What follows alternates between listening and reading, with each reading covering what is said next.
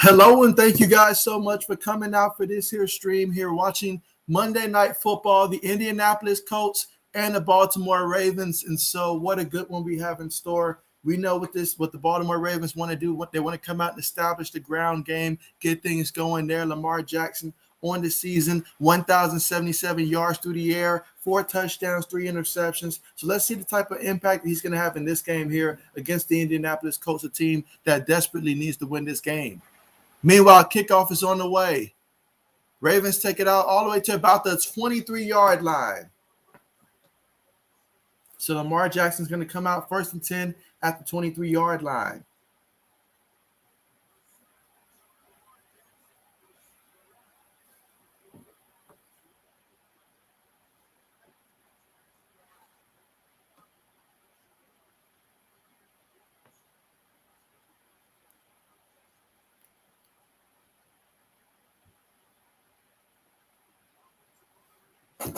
Okay, here we go. 1st and 10. Ball at the 23-yard line. Ravens have the ball. Receiver goes in motion. Jackson has it. He's looking. He throws it to the receiver.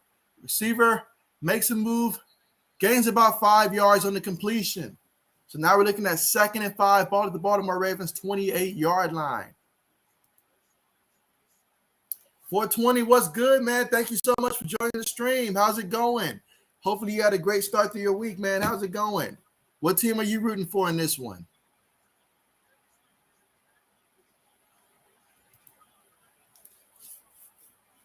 Okay, here we go. 2nd and 5. Ravens have 4 receivers on the play. They motion the back out the backfield. That's Latavius Murray. Jackson takes the snap. Coach send 4. Jackson steps up. He's running. He's looking for something, and he's brought down. So that's going to be no gain on the play. Great job by the Colts on that play to keep Lamar from getting to the outside and making an explosive play. So now we're looking at a 3rd and 5 situation, ball at the 28-yard line. Let's see, 420 says Ravens winning this one easily. What's your final score projection? 3rd and 5. Jackson back in the shotgun. 4 receivers on the play, 1 back in the backfield. Take the snap. Coach send 4. Throws it. Incomplete. Off his receiver hands. And the Ravens, they got to punt the ball. That was Sammy Watkins, the intended receiver on the play.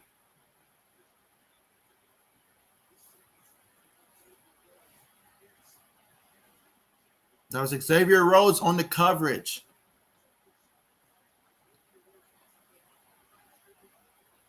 All right, so the Ravens, they're going to be punting. They went 3 and out here on the first drive.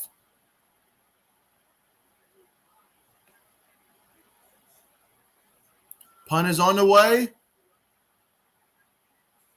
We're going to have a return. And he spins all the way to the 30-yard line.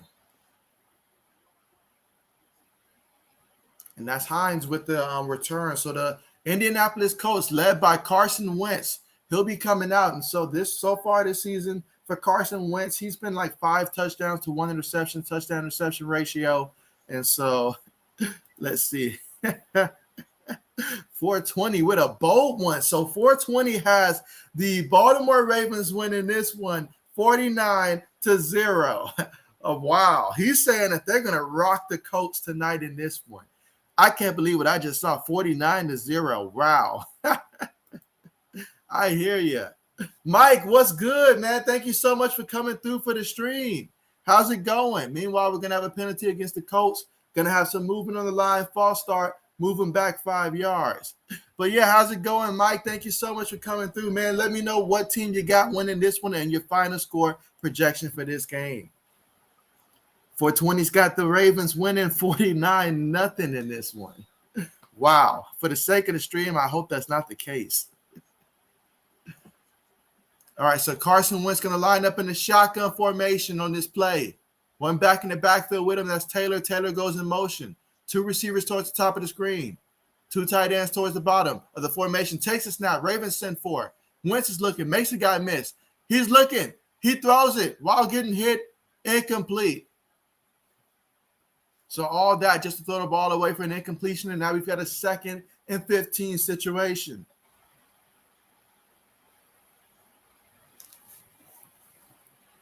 So 2nd and 15, ball at the 24-yard line of the Colts.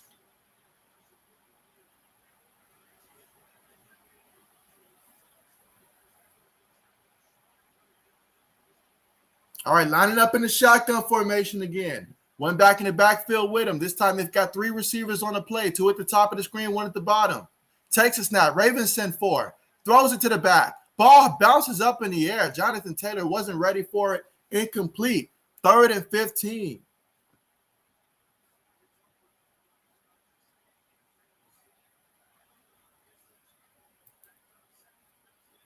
Let's see. 420 says, watching Lamar play is so fun. Absolutely, man. I mean, there's so many things that Lamar Jackson brings to the table in terms of what he can do. We all talk about his speed, his quickness. That's great to see in the way that he's able to run the ball, but also that arm that he has. You know, I feel like it's an underrated arm in terms of just what he's able to do out there in terms of pure throw power. Wentz throws it to the back at the backfield. Jonathan Taylor with the first down. He's going to take it all the way. It's a foot race. The 30, 20, 10, all the way in the end zone. In the end zone. Touchdown, Indianapolis. Wow. Jonathan Taylor. That's Jonathan Taylor for you. That's Jonathan Taylor for you. 76-yard touchdown reception. Wow. And just like that, 420, your projection is out the door. Just like that, man. Opening drive for the Colts. But who would have thought?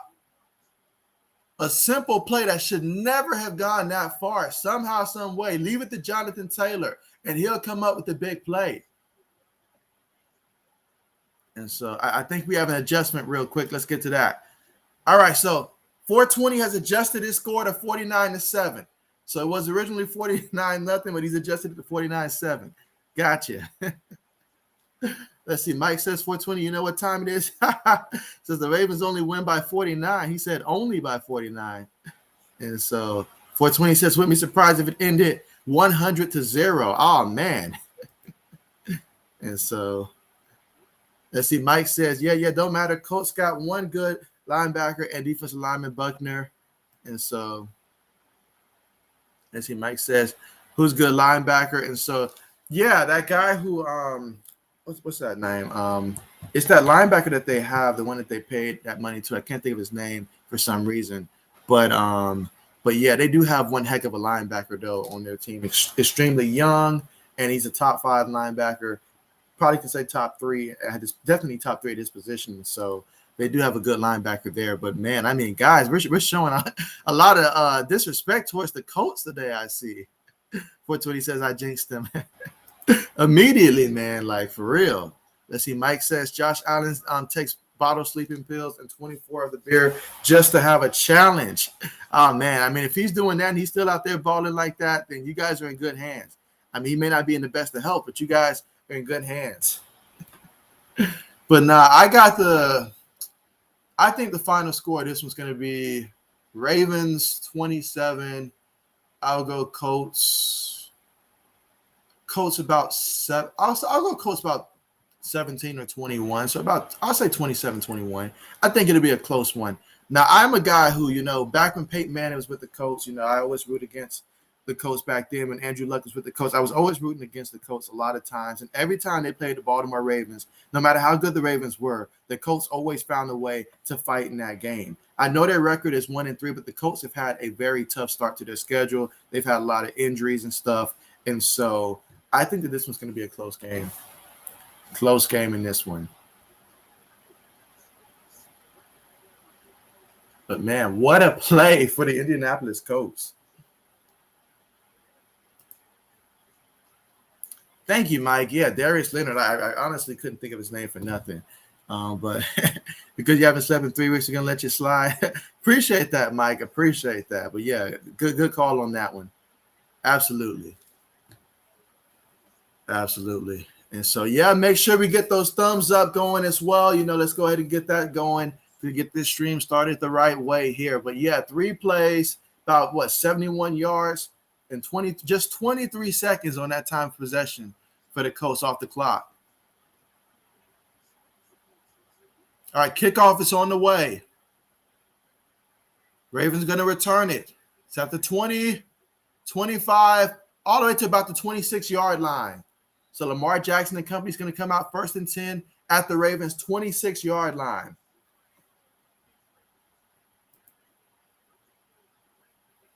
Let's see. 420 says, I have a feeling that Carson Wentz is going to get injured. He's been weak recently.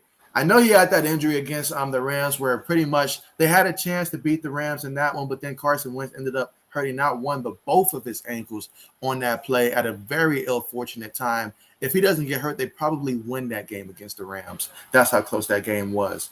But so I expect him to come out and bring a challenge today. Jackson takes a snap, fakes it, throws it, and it is complete by Mark Andrews, the highest paid tight end in football currently right now. Mark Andrews. Get you some of Mark Andrews.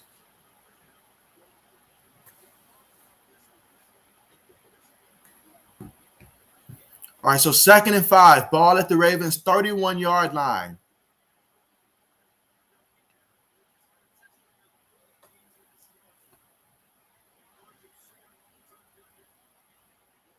All right, so Mark's got a fullback and a back in the backfield with him. Motions to tight end back as well. Takes a snap. Hands it to the back. He's met in the backfield. Gets back to the line of scrimmage. That's Latavius Murray. No yards on the carry.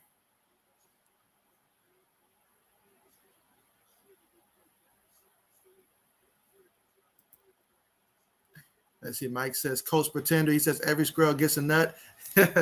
It's like my favorite saying I used to have a couple years ago, where even the blind squirrel can find a nut. That's what I used to say. So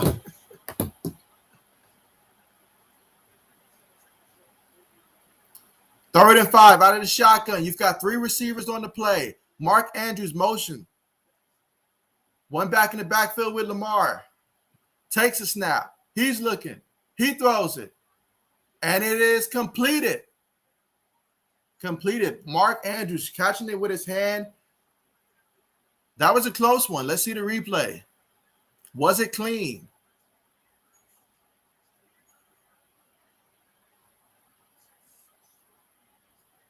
Ooh, that's yeah. They're gonna take this one back, I think. So this play is gonna be under review.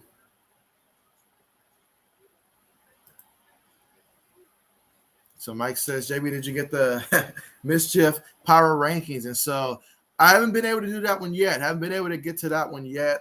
Today, I posted like 12 or 13 videos, and after that, went to sleep. And so when I woke up, it was almost time for the stream. So I haven't been able to get to that one yet. So, but yeah, definitely got to get to that one. But I mean, when it comes to like a team like the Colts, when I was doing my projection for the Colts earlier this season, and I remember because Tennessee fans were extremely furious that I had the Colts and the Titans tying with the same record at 10-6. I mean 10-7 at the end of the season. I had the Colts getting off to a slow start. I think I had them getting off to about a 1-4 start because I looked at their schedule. I said by the time they start off the schedule, they're going to get off to a slow start. There's no way around it. But then once they get it going, they were going to start improving, start winning some games once their schedule got a lot lighter towards the end of their, like once we start moving beyond these games and stuff here. So sometimes it's just a matter of who you're playing, honestly. So I don't think the Colts are as bad. I don't think their record reflects the type of team that they are so far this year. But yeah, I definitely got to make one of these right here in terms of the power rankings. Let's see. 420 says, wished it was Dallas versus Baltimore. That would be a fun game. Or Bills versus the Ravens.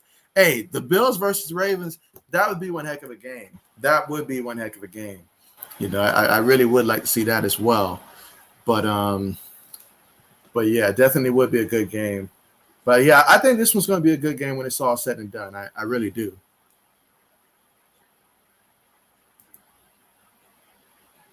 Let's see. Mike says, my point is, I don't even see where I sent it. I did at least believe I. And so, Mike, I got the notification. Like, I haven't actually, because like I saw the notification pop up through my studio, but in terms of on the actual video and stuff, I have to go through those comments and see exactly which one it was at. But yeah, so definitely I got to go through and find that one as well. But I'm pretty sure it's there. Now, I know the YouTube does this thing sometimes where it'll notify me I get a comment, then I go look for it, and I can never find it for some reason. And it does a little weird thing like that sometimes, but hopefully that's not the case with this one. All right, so the call is reversed. So it's going to be 4th down. So the Colts defense with another stop.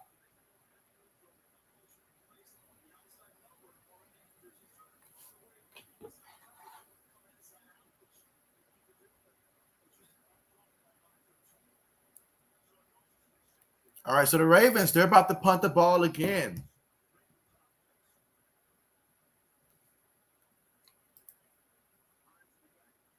But yeah, appreciate that. Definitely. Got to make some time for that one for sure.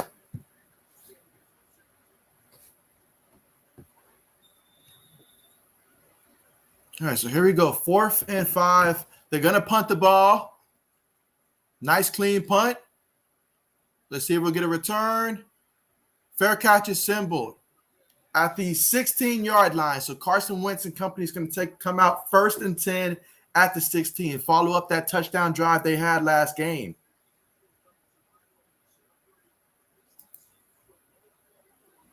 Mike says, only teams I fear with Super Allen is Bucks and the amazing Lamar Jackson. So he says those are the only teams that he fear.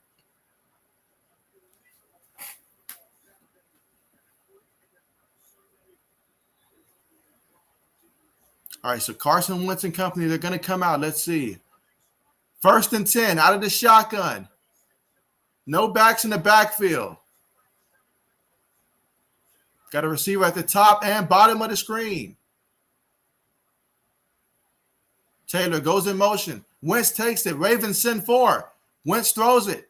Completed. Jonathan Taylor with the 1st down. Gain of 11 yards on the play.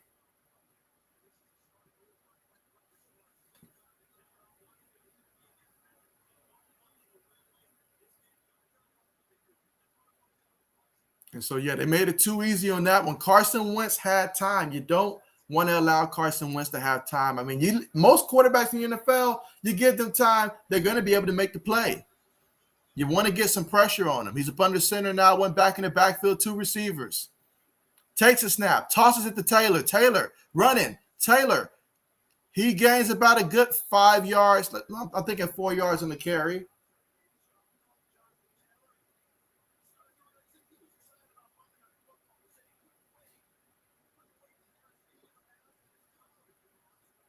So one thing about the Indianapolis Colts, they have an abundance of running backs in the backfield that they like to utilize in certain situations. I mean, matter of fact, they've got so many backs in the backfield. That's exactly why Marlon Mack, wants to be traded elsewhere so he can have an opportunity to run the ball because they have so many backs in the backfield. Carson Wentz up under center, one back in the backfield. Hand it to the back. That's Hines. Hines has the 1st down and then some. Gain of about 11 yards on the play. I wonder if 420's projection was correct, but just the wrong score of 49-0 Colts. Still extremely early, though. But 80s Horror Fan, thank you for joining the stream. Glad to have you here. How's it going? Yeah, definitely let me know in terms of who you got winning this one and your final score projection. All right, 1st and 10. No backs in the backfield out the shotgun. Taylor goes in motion towards the backfield with Wentz. Takes a snap. Fakes it to Taylor. Ravens send 3. And it is caught by the receiver near the sideline. That's going to be another 1st down. Carson Wentz, 15 yards.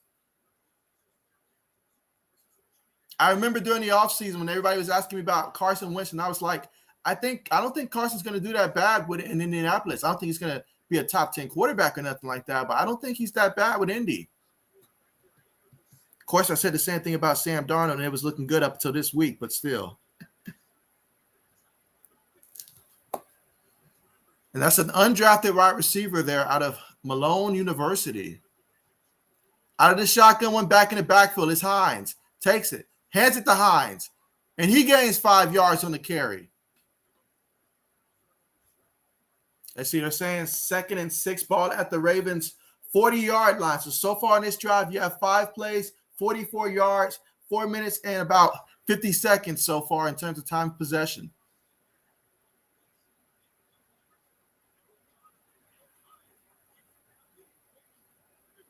So far, the Colts are starting to get things going here offensively in this game. All right, Wentz up under center, one back in the backfield is Taylor. They've got one receiver towards the top of the screen. Takes the snap, hands it to the back. He's looking, he's going. That's going to be a pickup of about 4 yards on the carry by Jonathan Taylor. That's going to bring up 3rd and 2. And if you're Indianapolis, this is what you want, a 3rd and 2 situation. You got the ball at the Ravens' 36-yard line. So 3rd and manageable, 3rd and convertibles, those are what you want. Make things as easy as possible for Carson Wentz in this offense. Let's see. Mike says, I feel like my takes and JB Super Analysis, we will get the top ranking. There you go, Mike. Let's see. 3rd and 2 out of the shotgun. You've got Taylor the back next to Carson Wentz. They fake it to him, and Wentz throws it, and it's completed. So he threw it to Campbell. Paris Campbell, Campbell, the receiver out of Ohio State, been in the league a couple years. Injury has been really his biggest problem, but this is really the first time, or at least he's really one of the few times that he's not been injured. So he's out there with an opportunity to contribute to the team.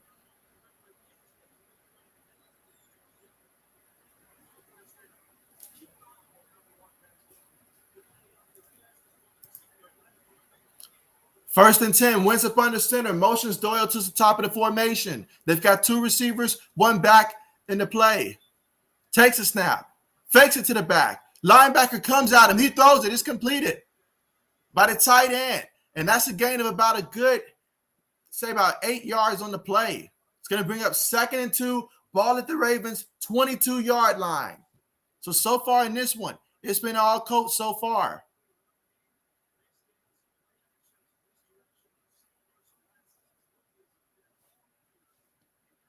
We've got 6 minutes left to go here in the first quarter. Look at the difference in total yards. Colts 138, the Ravens just 10, and they've had the ball on 2 possessions. Wentz out of the shotgun. You've got 2 receivers towards the top of the screen, 2 tight ends. Takes it, hands it to the back. Hines runs into his own lineman, reverses, still making people miss, and finds a way to get the first down, gain of about 3 yards on the carry. It's going to be a first down. Let's see, 420 says, I like hating on Carson Wentz, but that's probably because I'm a Cowboys fan. So definitely understand that. Believe me, I understand that. Let's see, 1st and 10. Ball at the Ravens' 19-yard line. Can the Colts finish with another touchdown here? 420, get ready to update that score again. I think it's about to happen. Out of the shotgun, 2 backs in the backfield. Hines goes in motion, takes a snap. Ravens send 4, fakes it to Hines. He throws it, and it's caught by Taylor. Taylor makes the first guy miss. Taylor, he gains about 3 yards. All that for 3 yards, but there is a penalty. And you guys know how I feel about penalties. There is a penalty.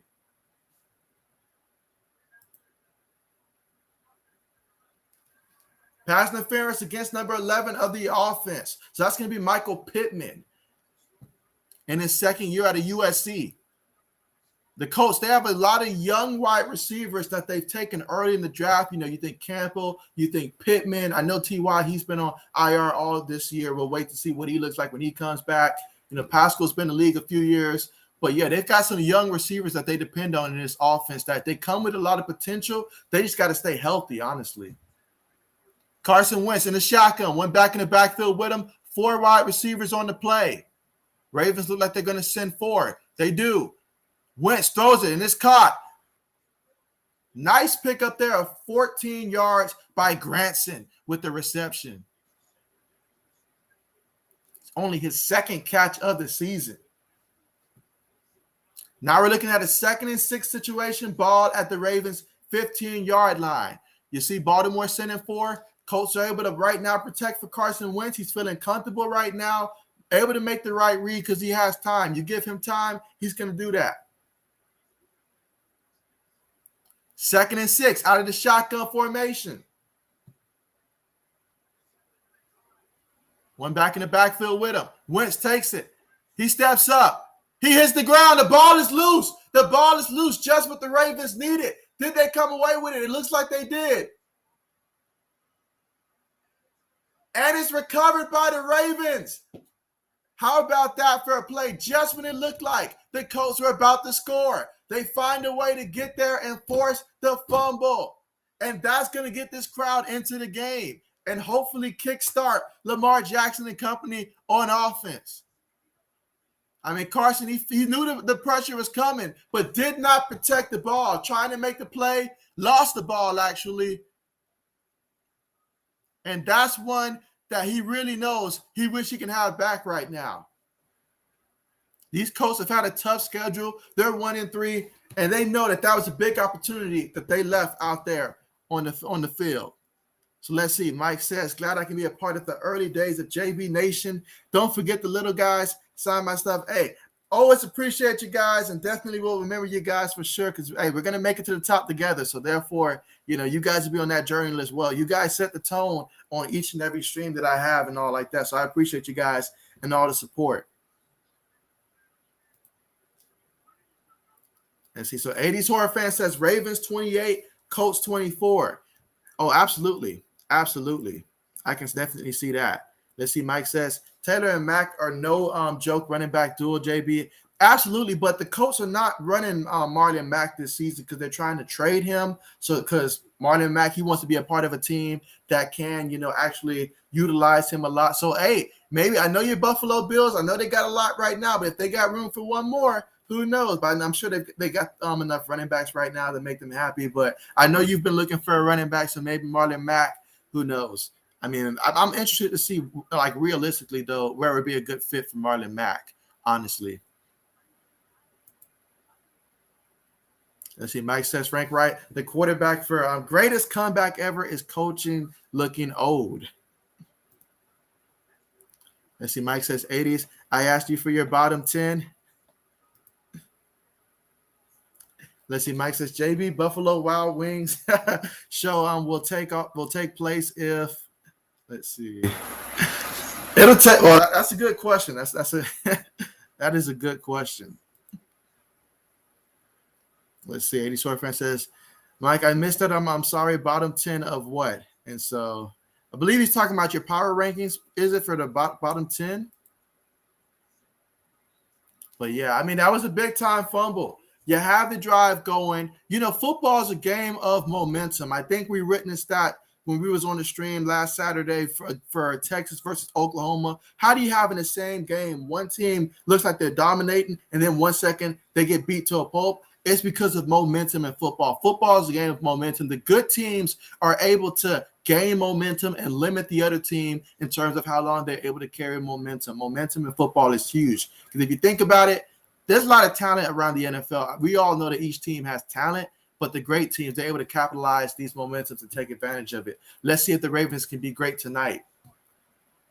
First and 10. Jackson takes a snap, heads into the up back, and that's going to be a gain of about a yard on the play. Let's see, was that Freeman? I know they use a lot of running backs in the backfield. I think that was Freeman on the carry.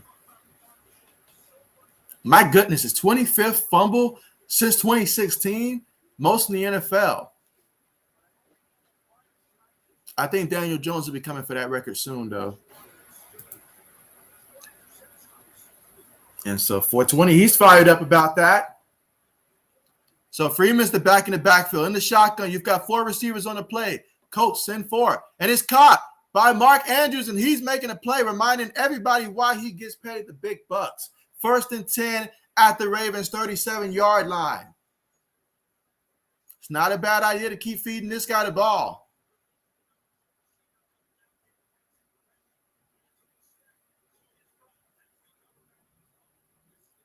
All right, so here we go. First and 10. All right, so this time we're going to have Williams in the backfield for the Baltimore Ravens. Tyson Williams.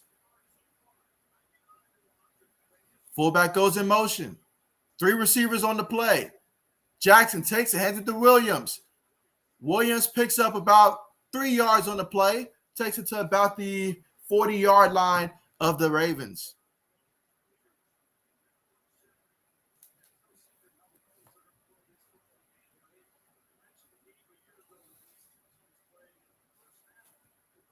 All right, so we're looking at a 2nd down and 7 situation, ball at the Baltimore 40-yard line. Got a minute 52 left to go here in the first quarter. All right, so they motion the fullback. Williams is the back in the backfield behind Jackson. Two receivers towards the bottom of the screen. Takes a snap. Fakes it to the back. Jackson's looking. He steps up. He's going to run. And he gains a couple yards, about 3 yards on the quarterback run. There's one thing about this Colts defense. They do have a good amount of speed on that defense as well.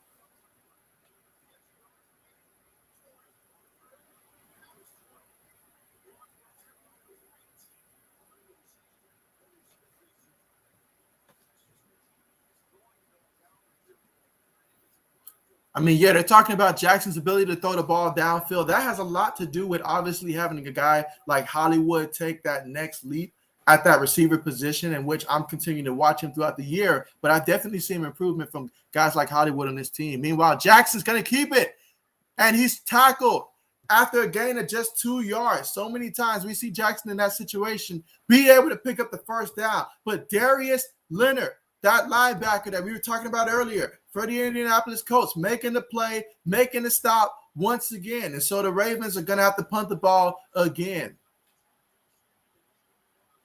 I always say it all the time. When I'm looking at a game, I don't look at too much what your record is going into the game. I look at how both teams match up. And from what I've seen over the years, the Colts and the Ravens, the Colts match up well against a team like the Ravens. Hines for the return it. Let's see the 10. He jukes about 5 times. He's still running, takes it all the way to the 20-yard line. So how about that? Had a little bit of happy feet on that one. And so 80 Sword fan says, yeah, Lamar Jackson got stopped. And so, yeah, because this defense got a lot of speed. They're very quick. That's one thing about this Colts defense. They may not, there's a couple big names there, but outside of that, I know everybody else is a little bit, like, who are they? But they do have a good amount of speed. The Colts have always valued speed on that defensive side of the ball. And it's for games like this.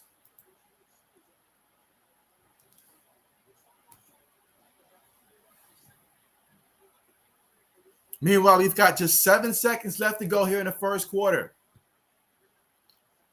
So the Colts are going to come out once again. Carson Wentz up under center. They've got 4 wide receivers. Let's see the motion tight end. 1 back in the backfield. Pascal goes in motion. Hands it to the back. That's Marlon Mack. He's in the game.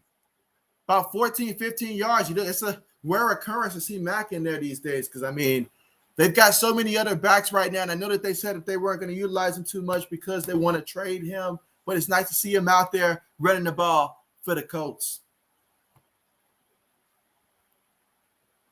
And that's going to take us to the end of the first quarter. Yeah, so far in this one, we've seen the Colts be able to move the ball in this one. The Ravens, a couple of times Jackson's looked to take off the run, but that Colts defense is so quick, they're able to get to them with the speed that they possess on that defensive side of the ball.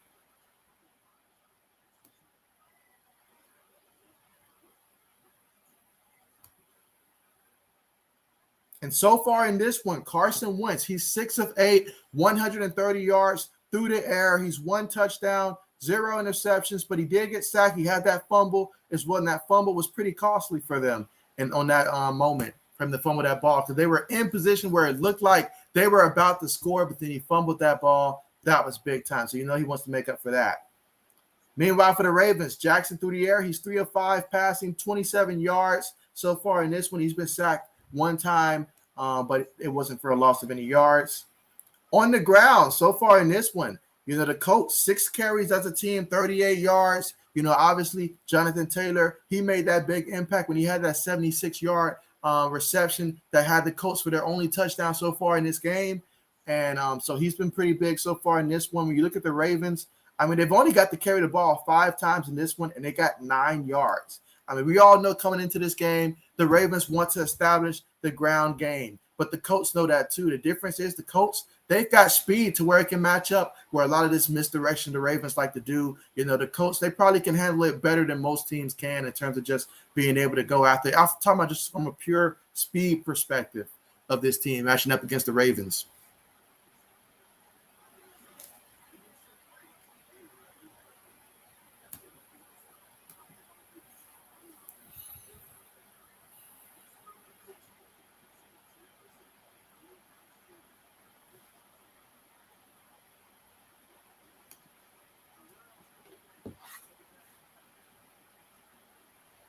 Let's see.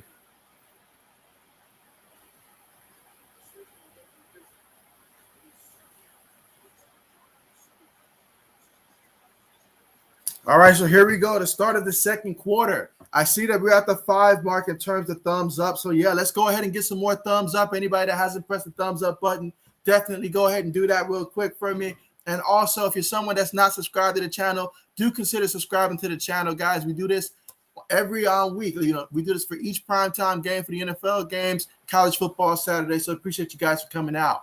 Wentz takes a snap. Ravens sending pressure. And Pasco with the drop there. That's one you have to catch. The ball's in your hand. The ball's in your hand. The quarterback can't catch it for you. You got to make that catch. At some point, you got to do your end of the bargain there. That's you can't do that. Here we go. 2nd and 10. Ball at the Colts 34-yard line.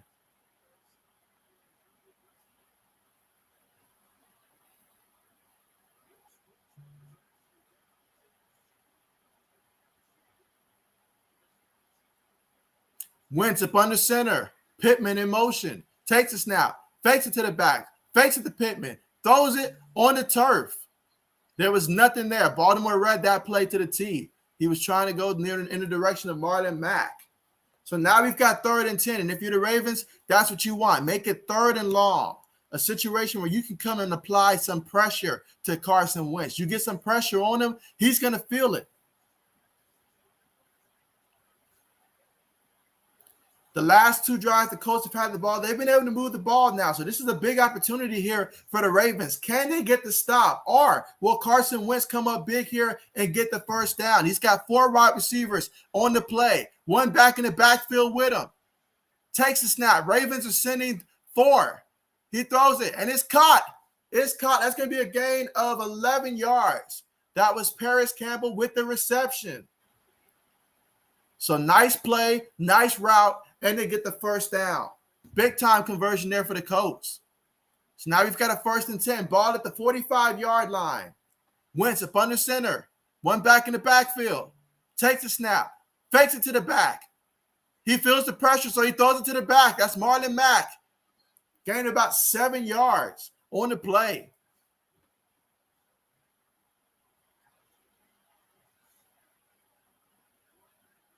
So now we're looking at, let's see, 2nd down and 3.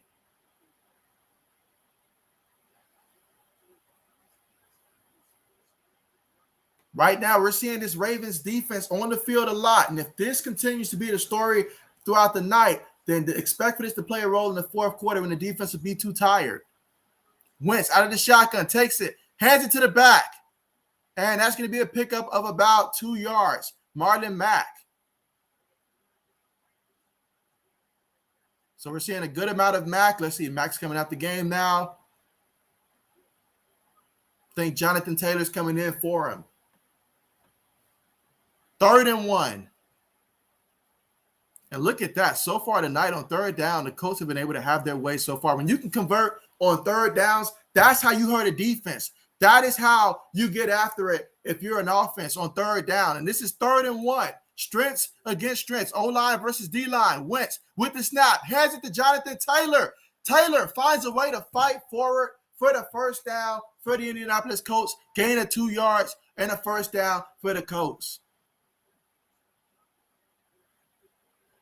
So great job by Jonathan Taylor. He was able to come in there, and it took him to really spin and get that first down, but he was able to fight for that first down. Got away from Humphreys, who should have kept him from getting that first. So here we go, 1st and 10. You got Jonathan Taylor in the backfield. Wentz lining up under center. Ali Cox motions to the top of the screen. Baltimore showing pressure. They hand it to the back. He's met in the backfield. That's going to be a loss of a yard on the play, setting up 2nd and 11. Ball at the Baltimore 45-yard line.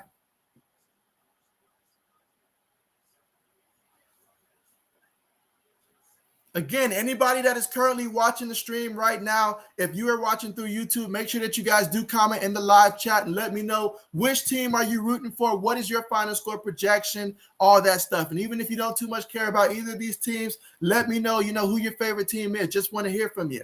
Definitely, guys, but definitely feel free to join in. Let's see, out of the shotgun formation, Ravens, they're showing blitz up the middle. One back in the backfield with Wentz. He takes a snap. He hands it to Marlon Mack. And Mack, he gains about 2 yards on the play. So that's going to bring up 3rd and 9. Let's see if the Colts can keep their streak going so far in this game in terms of converting on 3rd downs. Or will the Baltimore defense be able to go out there and finally stop the Colts here? Last time, they were fortunate to get the turnover when Wentz fumbled the ball. Can they get an actual stop or a turnover here? Let's see.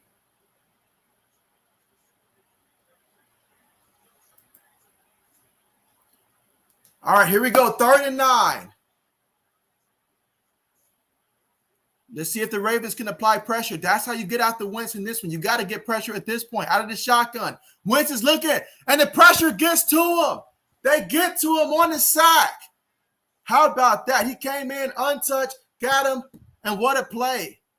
What a play. Wentz is lucky there was no fumble on that one. He lost about 7 yards on the sack. Move it back to about the 50. Excellent play call there by the Ravens. They showed blitz up the middle, so the Colts were adjusting for something up the middle. And Young came off the edge, and of course, he has that speed, got to him, and so the Ravens finally get a stop here, and we're going to see a punt from the Colts.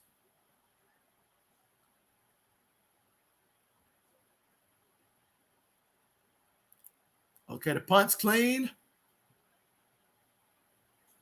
All right, we get a fair catch here, ball at the 12-yard line. So Lamar Jackson and company, they're going to come out, still looking to establish themselves here early in the second quarter. They want to get that ground game going, but they want to get some momentum right now. You don't want to keep this going for too long and force the defense to have to keep making these plays. When you see the Colts, they've shown that they can move the ball in this one, so the Ravens need to go ahead and try to get some points here.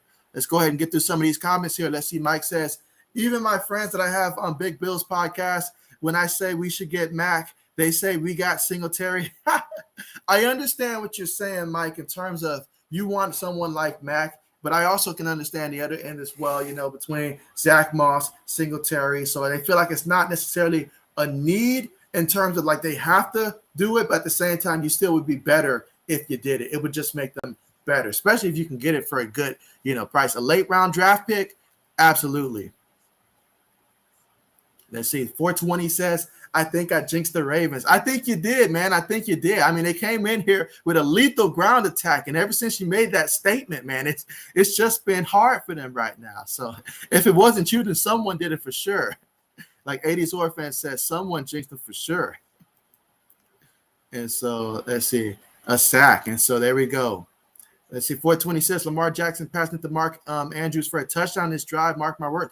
That's bold. Not only did he say a passing touchdown, but he said to Mark Andrews. I'll say this. If it is a passing touchdown, I think it goes to Hollywood on this drive. If there's a touchdown that's coming, I think Hollywood's going to have to beat somebody deep right now and make the Colts back off so that way they can get back to running the ball right now because the Colts are focusing heavy on that ground game. So if we're going to get a touchdown, it's probably going to be a big chunk. I'm looking for Hollywood. So 420's got Mark Andrews. I got Hollywood. But yeah, I'm seeing 7 people right now currently watching on the stream. So let's make sure that we get the thumbs up going right now. So make sure you guys are pressing the thumbs up. Anybody that is new, make sure that you do subscribe to the channel so that way you guys can be a part of these future streams as well. And appreciate all the support that's been coming my way, guys. Really do.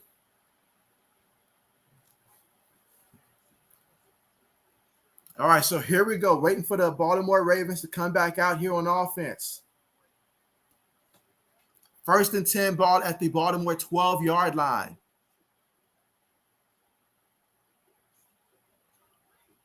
Oh, man, look at that win record. I would have never guessed that for Lamar Jackson, especially since we talk about the playoffs and what he hasn't been able to do so far in the playoffs. I would have never guessed that from Lamar.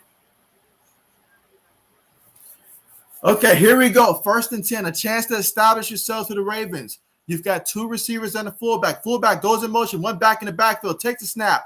Hands it to Williams. Williams makes the first guy miss barely, but he's met in the backfield. I mean, it's a group performance. Too many guys in the backfield. You have got to start airing it out deep at this point because they're showing that they're getting in the backfield right now. So you got to make them back off and make them fear that deep passing game.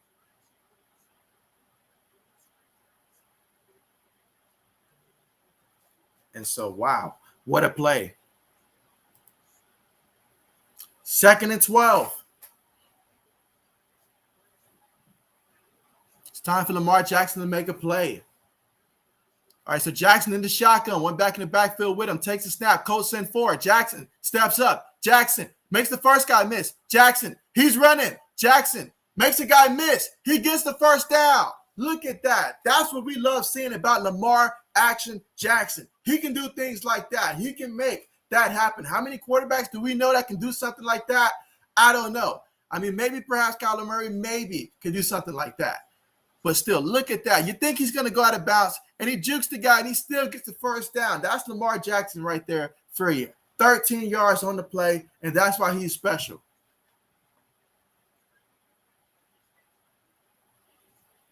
All right, so Murray's the back that's lining up behind Jackson.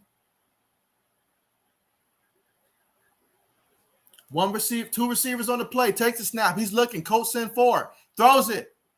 And it is caught. What a reception. Tight window he threw that one into. But great job making a reception on the play. So that's going to be 1st and 10.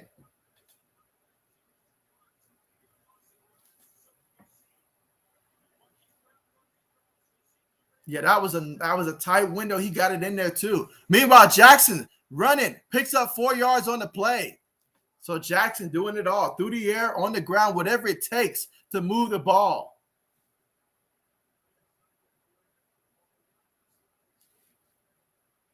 2nd and 6.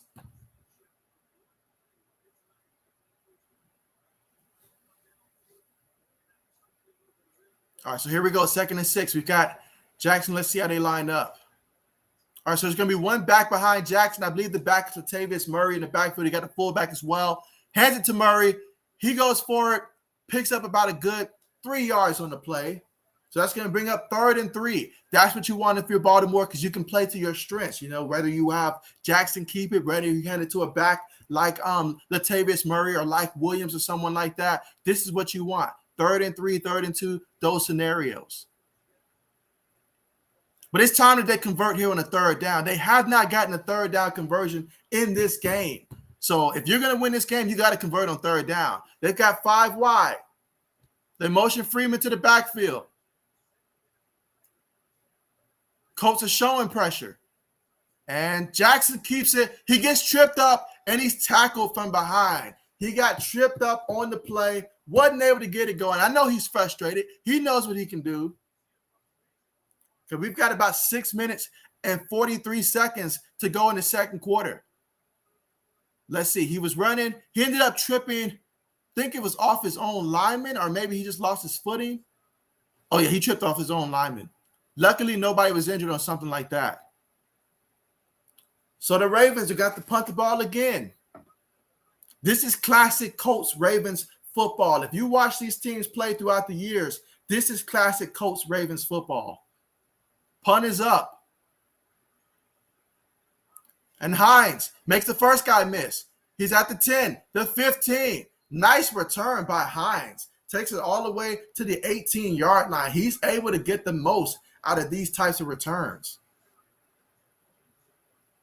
Let's see. 420 says, I've always seen Mark Andrews as a big red zone threat for the Ravens. I'm right there with you, 420. Absolutely. I mean, he is a fantastic red zone threat. I remember a couple years I had him in my fantasy football league. I would get annoyed when Lamar would not look his way because I was like, this is the best threat that you've got on the team. So, I mean, he's a great red zone threat. He's a great, over the middle. You need a first down. You need 5-6 yards. Mark Andrews can do that for you. So I know they utilize him in a great way, but I would probably even utilize him even more because he is something special. Let's see, 420 says tight ends are used the most in the end zone anyway. That holds true for most teams. So let's see. And Mike says there was an inaugural speech by FDR. He said the only thing to fear is Lamar and Brady. There you go. I mean, those two, I mean, maybe last year a little bit of Rodgers, a little bit of Rodgers too. Let's see what 20 says. Should I trade Josh Allen for Lamar Jackson in fantasy?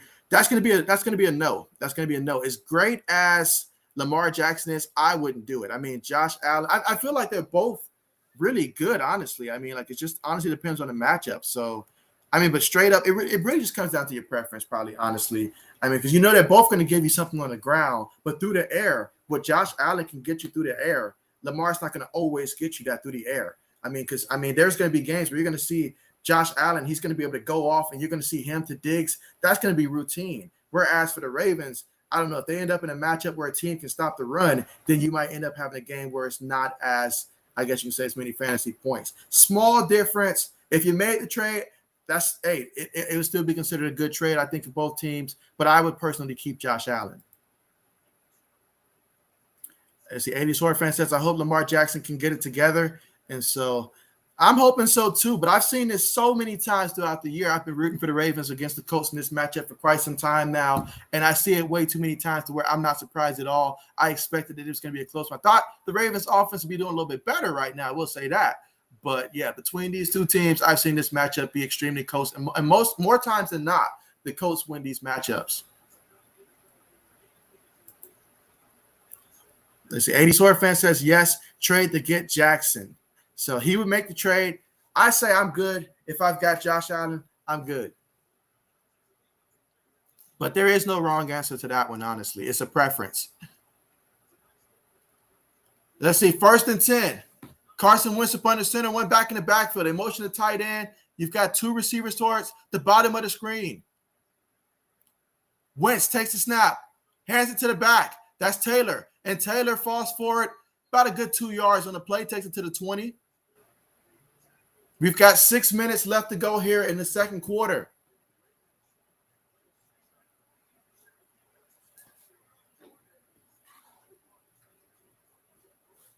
Second and 8. Ball at the 20-yard line of the Ravens. I'm sorry, at the Colts 20-yard line.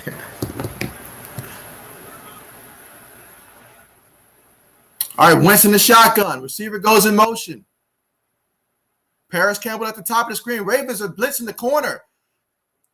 And they toss it to the receiver, and he's in the backfield. So the Ravens pick an excellent time to blitz the cornerback. And wow, had Carson Wentz just noticed it before, he probably could have did some type of quick adjustment. But there is a penalty.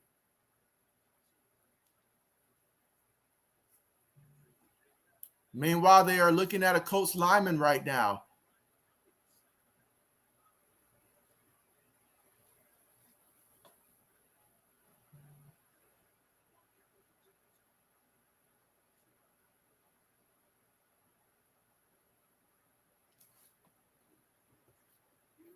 All right, so I guess we'll wait for the commercial to end before we find out what the penalty is going to be. I got a feeling it's probably going to be a holding call, most likely. But yeah, so we're at the commercial, and as soon as they update us, then we'll definitely know what the penalty is for sure.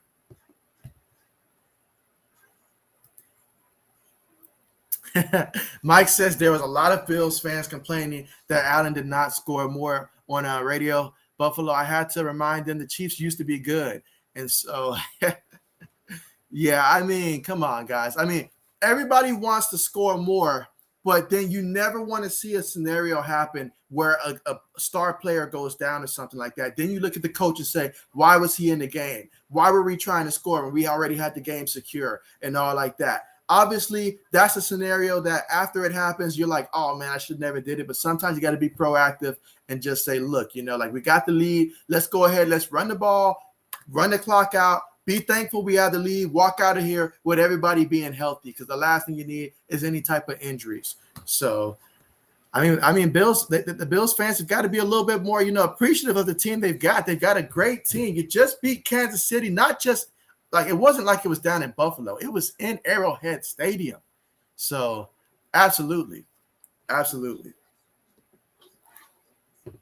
But I guess that goes to show a lot's changed. And so the expectation down there in Buffalo this year is definitely Super Bowl. Super Bowl or bust. That's the expectation. Super Bowl or bust.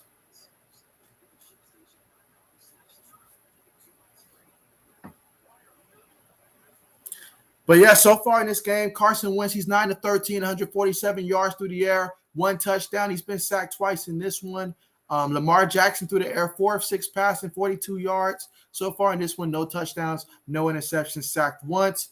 But on the ground, Lamar Jackson, 5 carries, 21 yards. And as a team, they have 10 carries for 26 yards. And so for the Colts rushing the ball, they've been able to spread the ball between the 3 running backs, but Taylor leads all in the carries, and he's got just 10 yards, 5 carries for 10 yards. Hines has the best yardage in terms of 3 carries for 18 yards, and as a team, they are 11 carries for 45 yards, averaging 4.1 yards a carry for the Colts. The Ravens are averaging 2.6 yards a carry. Let me see something. Wow. So I'll have to get back to that. But wow, this just in. John Gruden parting ways after reviews of emails show use of racist. Oh, man. Anti-gay. Oh, man, he just. Wow, I did not expect this. I know that they were making some headlines about that, and we'll get to the play in a second here. Gain of 5 yards on Michael Pittman. But wow, just seeing this in real time. I did not expect the Raiders to move on from him. I thought he was secure. He had that long contract with the Raiders. Wow. The Raiders were having such a good season this year. Wow. Wow. That is crazy. So, meanwhile, the Colts are going to punt the ball. Ravens are going to get a return here. Take it to about the 30-yard line. Wow, it's my notifications getting blown up right now.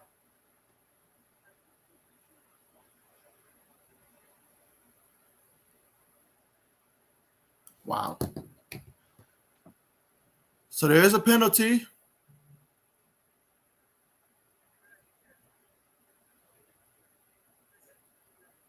Holding on the receiving team.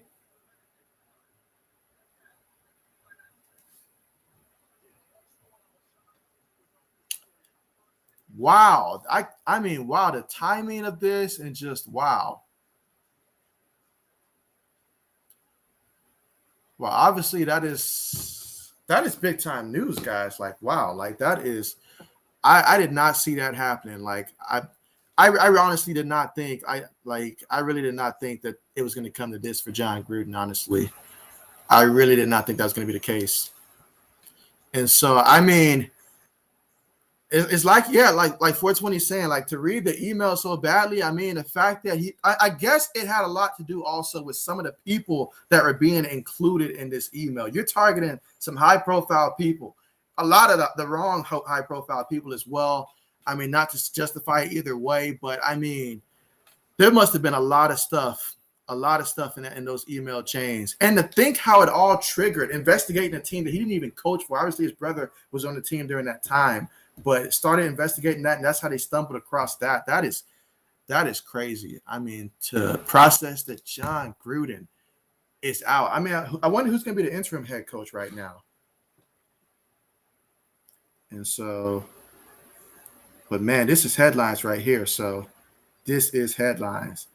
I guess once the stream is over, I'll do a little digging and see what I can come up with, and then make a video for that. If I can find something that's that's new, that's I guess new information at that point, other than the part of him being let go. But wow, I'm sure we'll find out a lot of things. You know how these things happen. Once they start coming to the light, it really starts coming to the light. But wow, John Gruden no longer the coach of the Las Vegas Raiders. The Raiders having a tremendous season so far. They got to move on without him. Oh man. But we've definitely. I mean, this is completely changed. This is one of those things that when you're doing a stream, you don't account for something like this. And so, but yeah, I mean, wow. Because honestly, I mean, I never like to really speculate on people's jobs and stuff, but I thought his job was more secure than LSU with Big Ed and his situation going on. I thought that John Gruden's job was a little bit more secure, but apparently there must have been a lot more stuff than I really realized that was in those emails. Let's see. Mike says, Baker has a bedroom in the stadium. Make sure basic Baker. There you go. And so there you go. All right, so here we go. Back to the action. Jackson trying to get something going here. Fakes it to the back. He's looking. He throws it, and it's caught. That's Sammy Watkins. Sammy Watkins, sometimes you forget he's on the team until he does stuff like that. 28 yards to the 43-yard line, Baltimore's 43-yard line.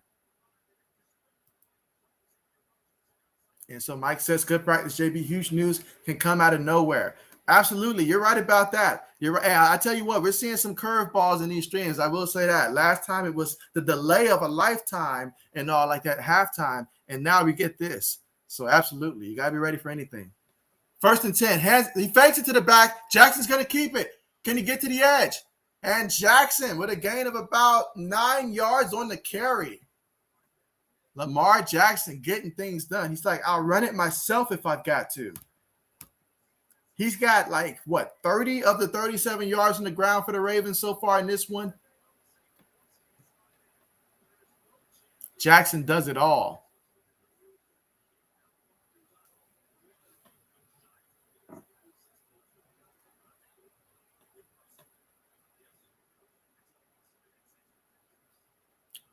All right, here we go. They've got 2 backs in the backfield with Jackson. He hands it to Murray. Murray's got the first down.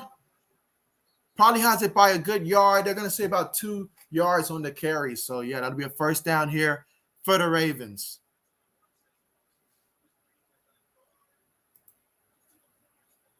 And so, Lewis, thank you so much for joining the stream, man. Glad to have you here. And, yeah, man, that's crazy, man. Gruden stepping down, man. I mean, anytime you see that happen, man, that means there's a lot more stuff that took place than what we know about right now. And at some point, we're going to find out that this might be I'm pretty sure this is deeper than that. I mean, it's one thing to have a couple emails and stuff, but there's got to be some real stuff in that. And we're going to find out exactly what that is. Brown goes in motion. Jackson takes it. He throws it, and it's caught by Watkins. And Watkins bounces off the tackle. He's going to regret that. Should have went down at first.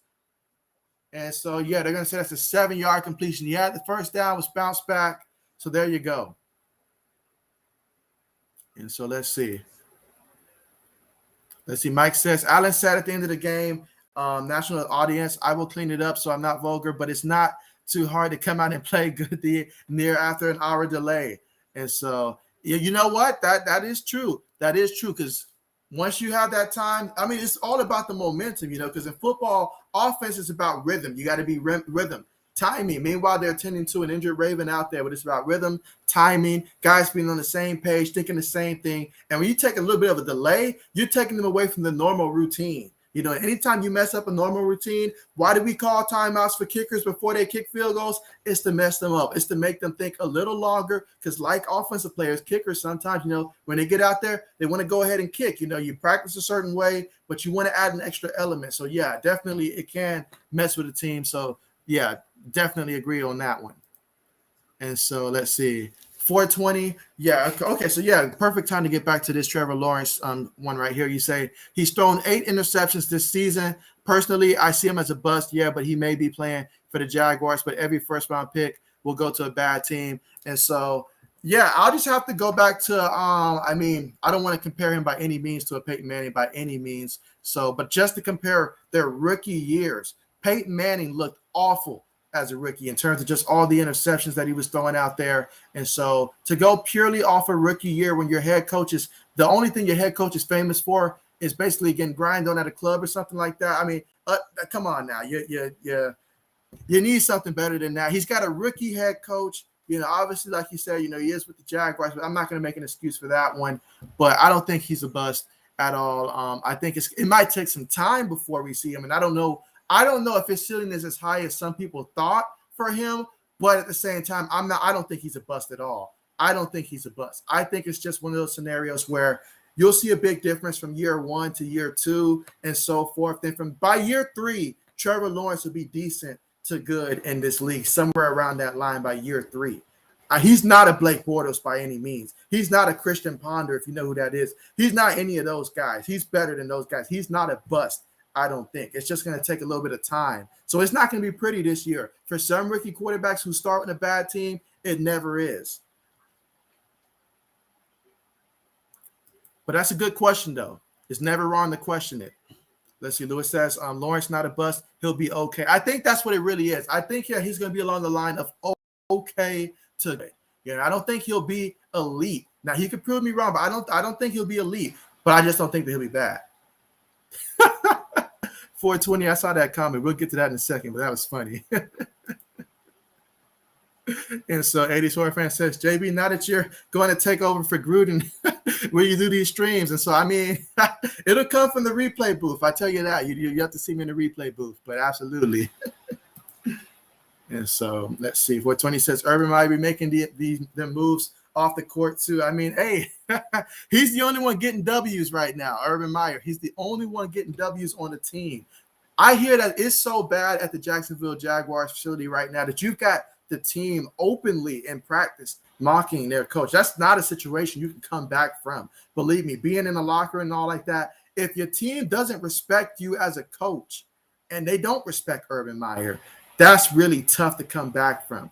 If you'd have told me that somebody lost their job tonight, I mean, you'd never want that to happen. But in the NFL, I would have guessed Urban Meyer. That would have been the first guess that I would have thought, but wow, seeing that it was John Gruden, I did not see that coming. I thought he had the security because they offered him that long, decade-long contract that it didn't matter what he did. I thought Gruden could win 5 or less games for the rest of his contract and still see it to the end. But obviously things change just like that. A lot of things can change. And so for him to step down like that, that is big. That is big. Let's see. Lewis says that Ryan Leaf was a bust, not Lawrence. Oh, yeah, if we're talking about bust, I mean, Jamarcus Russell, when I think bust, that's the first person that comes to mind, Jamarcus Russell, but Ryan Leaf is right there, 1A, 1B. The difference is Ryan Leaf probably would watch the film a little bit at least. He had a temper. That was his problem. He had a temper, but he at least loved the game. Jamarcus Russell, he loved the sandwiches, man. It was about the sandwiches. He loved the sandwiches. Let's see, Mike says, great take, JB. The one game I saw of Lawrence, there was give him some signs, and so some time signs. So yeah, definitely. I say before we judge him, let's wait till year 3. By the time we reach the middle of year 3, that's when we'll probably have a clearer idea, I think. Because I think beyond this year, they may be moving on in a different direction in terms of a coaching and stuff. You see, look at Joe Burrow and the Bengals this year. Look at where they were last year. Look at how they're fighting this year. They're 3-2. They could have been 4-1. They are fighting. They're a team that a lot of teams thought were going to just automatically be bad. And the Jaguars in the AFC South, look at the AFC South right now. Many people thought the Titans were going to be a 14-3 ball club. And by many people, when I did my prediction video for the Titans saying that they were going to win 7 games, I think Titan fans took it the harsh of any team that did not like my predictions and stuff. They swore up and down. I did not know football that the Titans were going to be a 14-win team and that they weren't going to lose to some of the teams that I said. Ended up losing to the Jets, a team that even I didn't think that they were going to lose to, but they lost to the Jets. So that just goes to show that division in the AFC South, anybody can win it any given year. So next year, the Jaguars very well could be a contender in that division. Who knows? A lot can happen between now and then. Meanwhile, Jackson takes a snap, fakes it. He's looking. He throws it. And it's caught by Mark Andrews. For a second, 420, I thought your projection was going to be correct. A touchdown to your boy Andrews. And it very well could be. But he's got it all the way to the 11-yard line. There's less than 2 minutes to go here in this one.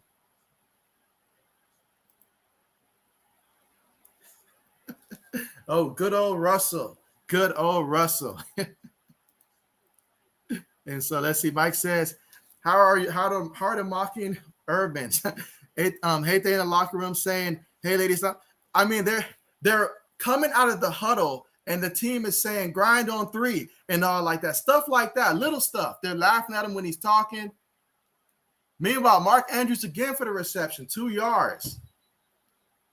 So that's one that I heard that they've been doing. Another one that I'm hearing coming out of the Jaguars campus, that some of even his own coaching staff isn't taking him serious. Whoa, he had my boy Hollywood open.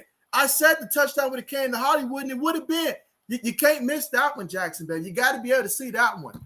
Always be looking for your boy. I know he's been quiet in this one. I know he has been, but man, it was there. It was there. But I'm pretty sure some of everything, Mike. Some of everything. You know how guys are in the locker room. I'm sure some of everything. If anything, though, I do feel real bad for Urban Meyer's like family, especially his wife and all like that. I feel bad for them, though, in terms of that. And so, hey, Michael, thank you for joining the stream. Michael, yeah, let me know who you got in this one, and definitely appreciate you for coming through. But let me know who you got in your final score projection in this one. Meanwhile, out of the shotgun, they hand it to Murray. Murray pulls forward for about a good about 5 yards on the play. That's going to bring up third and about 4. There is a timeout that's called by the coach because they want some time on the clock to be able to try to score in this one. After Baltimore gets an opportunity to score, of course.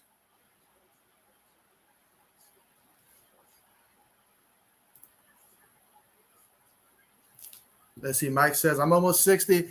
Girl on 3. Hut. All kinds of stuff. You already know because the players already prior to this already had a disdain for the way that Urban Meyer runs his organization, kind of similar to a college team. That's why Herb, if you want to do this, many people already speculated Herb's going to go back to USC. USC needs a coach, and soon Urban, he may need a job after this season. So I'm going to call it now. Urban Meyer to USC. That's what they're waiting on. That would make a lot of sense. Let's see. Jackson's got one back behind him. He fakes it. He's looking.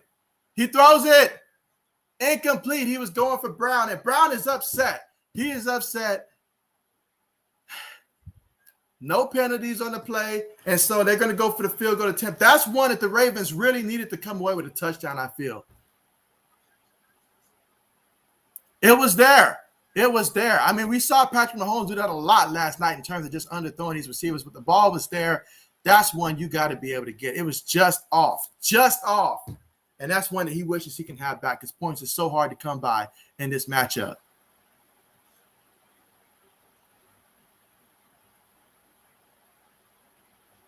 Extra point is up. On the way.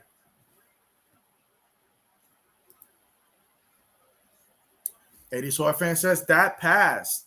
So, yeah, Jackson, he missed on that opportunity. And earlier in the drive, Brown was wide open, and he didn't even look his way. I'm talking wide open.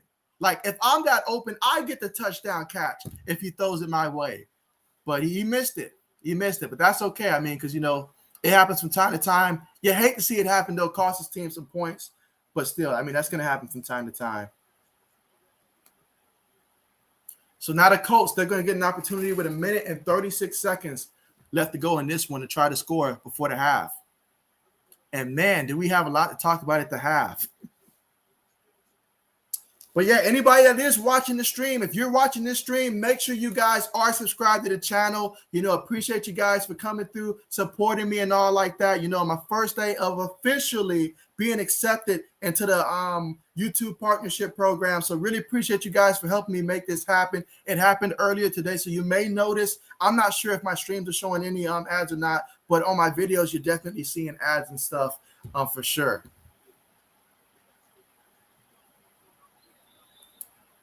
All right, so yeah, we've made it to where it's going to be the Colts coming out 1st and 10 at the 25-yard line after that kickoff was there for a touchback. So Carson Wentz, I mean, this year when Carson Wentz has been able to throw the ball, he's been doing good.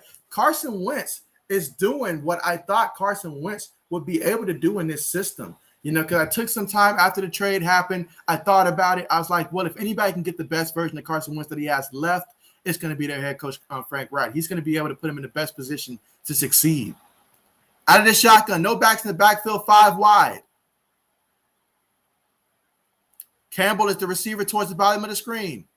Ravens jump early. There's a flag, free play. And he throws it to Hines. On the free play, you got to go deep with it. You got to go deep. If you get the free play, you got to go deep.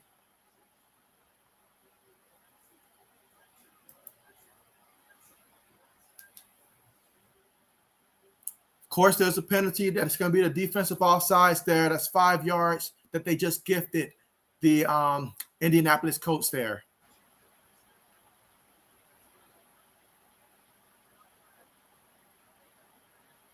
Yep, offsides on the defense. So now, replay first down is just going to be 1st and 5 this time.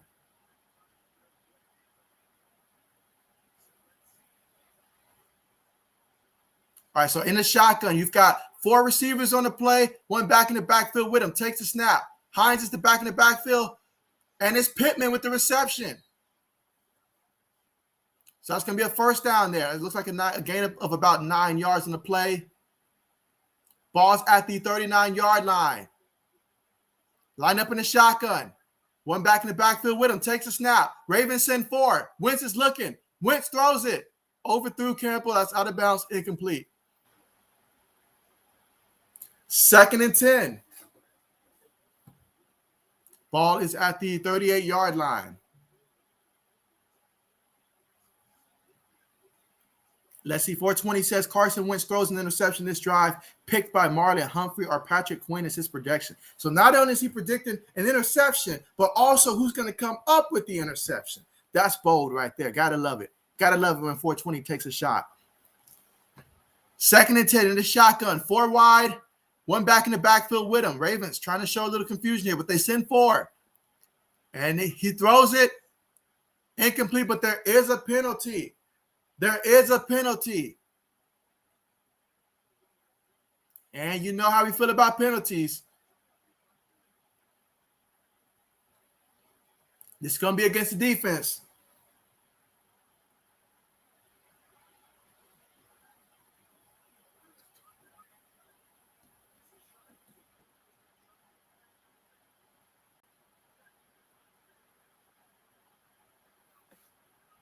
All right, so an automatic first down. So gifted with another first down after the penalty. So we got 1 minute, 5 seconds left to go in this one. 1st and 10, penalties. Right now, hurting the Ravens. So let's see. We're going to line up in the shotgun formation again. 4 wide receivers on the play. 1 back in the backfield. Take the snap. Ravens, they send 5 on the play. And it's caught by Campbell. And Campbell, he unable to get to the sideline. They're going to have to clock it. They're going to have to clock it. 50 seconds. 48 seconds. 45 seconds. In the shotgun, takes a snap. He's looking. He throws it incomplete. Aiming for Pascal on that one. So that's going to stop the clock at 39 seconds. 2nd and 10, 39 seconds here.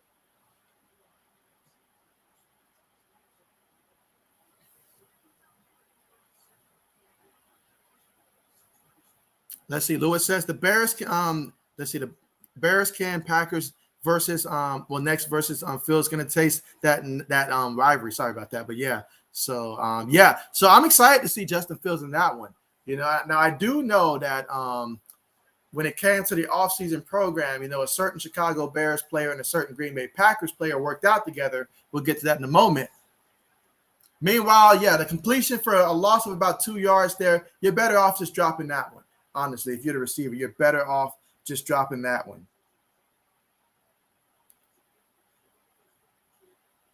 3rd and 11. You've got 20 seconds right now.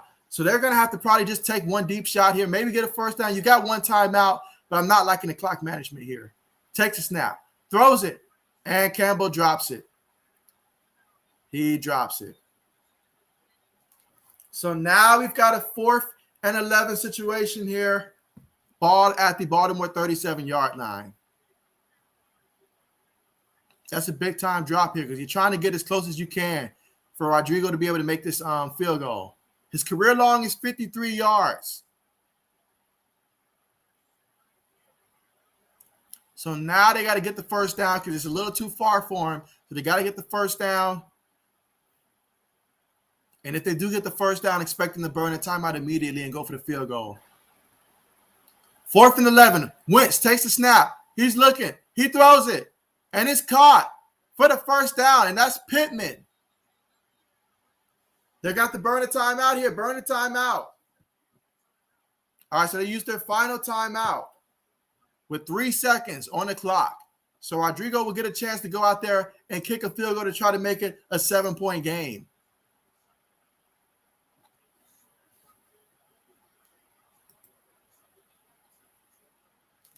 Let's see, Mike says, should have done the Allen, a.k.a. Kawhi Leonard dunk hurdle into the end zone. Hey, when Josh Allen pulled that move yesterday, that was special right there. Gotta love the way he puts his body on the line for his team. Let's see, Mike says, Blankenship just finished my, my homework, so he is free to kick without getting a locker toss.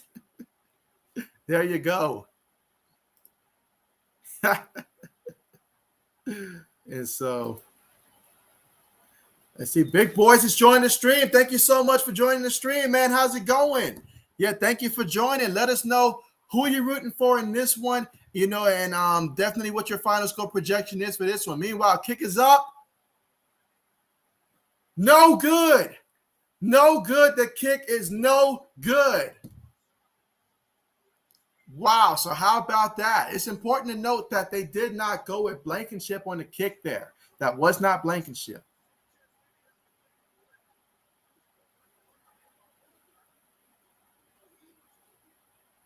I see a flag out there. That was Sanchez. Will this flag give them another chance? Offsides on the defense. Penalties will hurt you. How could you do that? You just cost your team. They missed the field goal, and because you went offsides, you gave them another opportunity to get points on the board. You literally gifted them points. If they get this one, that's on you. So now they're going to go with Blankenship now. He kicks it. And it's good. It's good. So Blankenship converts. So that's 10-3 at the half. Oh, yeah. Yeah, that one's on you, buddy. You cannot do that. You cannot do that. Let's see. You said going great? Okay, absolutely. Glad to hear it. Glad to hear it. And so let's see. All right, so you've got Indianapolis winning this one 31-27. So we have a representative of Indianapolis. Okay, nice, nice. Yeah, my father's actually an Indianapolis Colts fan, so he's rooting for Indianapolis as well in this one. I know, and I'm sure that you have to be familiar as well, that the Colts, when it comes to the Colts versus the Ravens, probably I should maybe look up their series history. But typically, the Colts always find a way, regardless of which Ravens team we're talking about, they always find a way to do a great job defensively in this matchup. And so, I mean, it's just a testament to the speed that they have on defense, and they're just sort of built to match a team like the Ravens. I mean, what they bring to the table offensively. So, but I'm hoping that this one is going to continue to be a good game, though. It's going to continue to be close. And, yeah, I'm excited for the second half. But appreciate you for coming through. Let's see. Lewis says, big mistake. And so, yeah, absolutely. Mike says, I know I don't do drugs, JB, but how is Blankenship warming up and some guy come out of nowhere and kick to the crowd? You know, I was wondering what was going on as well. I was like, did I watch a replay, like a bad replay? Because I was like, that's not Blankenship. I was like, what was going on? I was confused for a minute there. I mean, I'm like, I know that he doesn't kick far, but I'm like, that's well within his range to make that kick. And so I was like, is he injured or something? Did he hurt himself on the warming up or what? I don't know what's going on here, but whoever that second kicker is, yeah, he keep him off the field. Keep him off the field.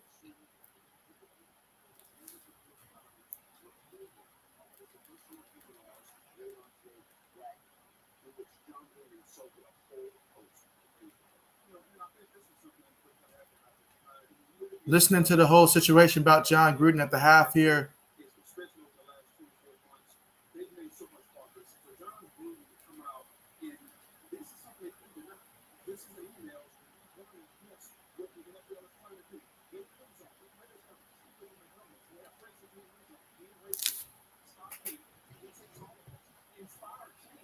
Meanwhile, let's see if I can find something more concrete real quick.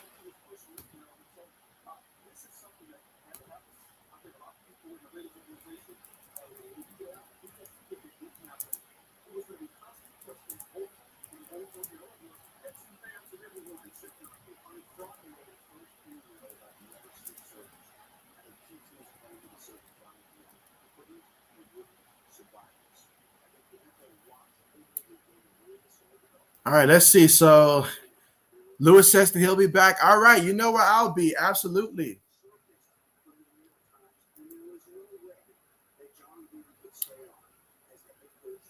Oh, man.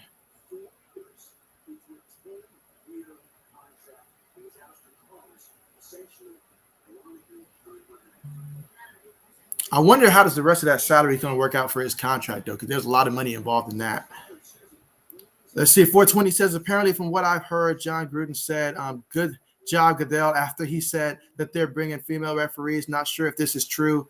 I mean, from what I'm hearing, I mean, everything else that's being thrown out there, I would not be shocked at all. I mean, because they're saying anti-gay stuff, racial stuff, a lot of stuff that's being said in those emails. So I definitely would not be surprised at all if that's part of that email as well. I'm looking now as we speak to try to see if I can find something a little bit more concrete here.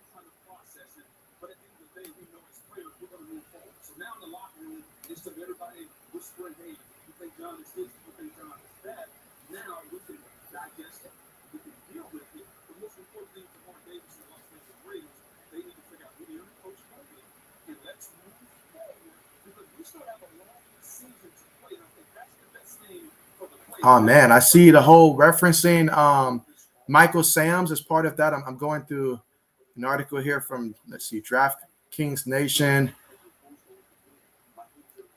So yeah, he attacked Roger Goodell for pressuring the Rams in terms of, Coach Jeff Fisher at the time, who was the Rams coach. I forgot Jeff Fisher was down there, for drafting Michael Sam's in that situation. DeMaurice Smith knew about that one.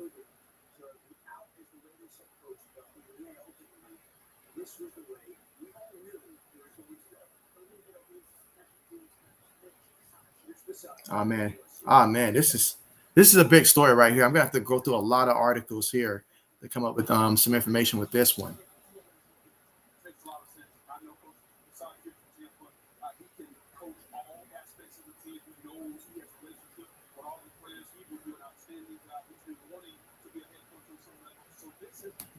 I mean, we're talking about a coach, though. I mean, like, oh man, that's massive right there. This completely changes the outlook that you had about John Gruden just even a week ago.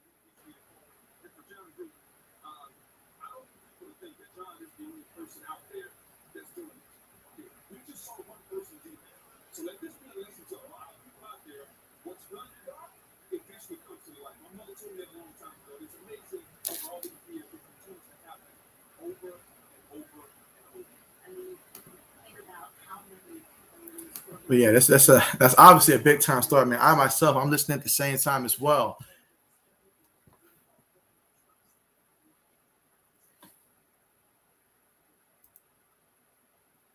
Let's see. 420 says, bro, they should just leak the emails. They for real like to tease us. Hey, you know, when it comes to Schefter, you know he loves the tease and all like that, especially with the Aaron Rodgers news when he dropped it on draft day about the possibility of Aaron Rodgers not wanting to be a Packers. I mean, fans everywhere was thinking that maybe their team could trade for Aaron Rodgers. So, you know, he loves to do that.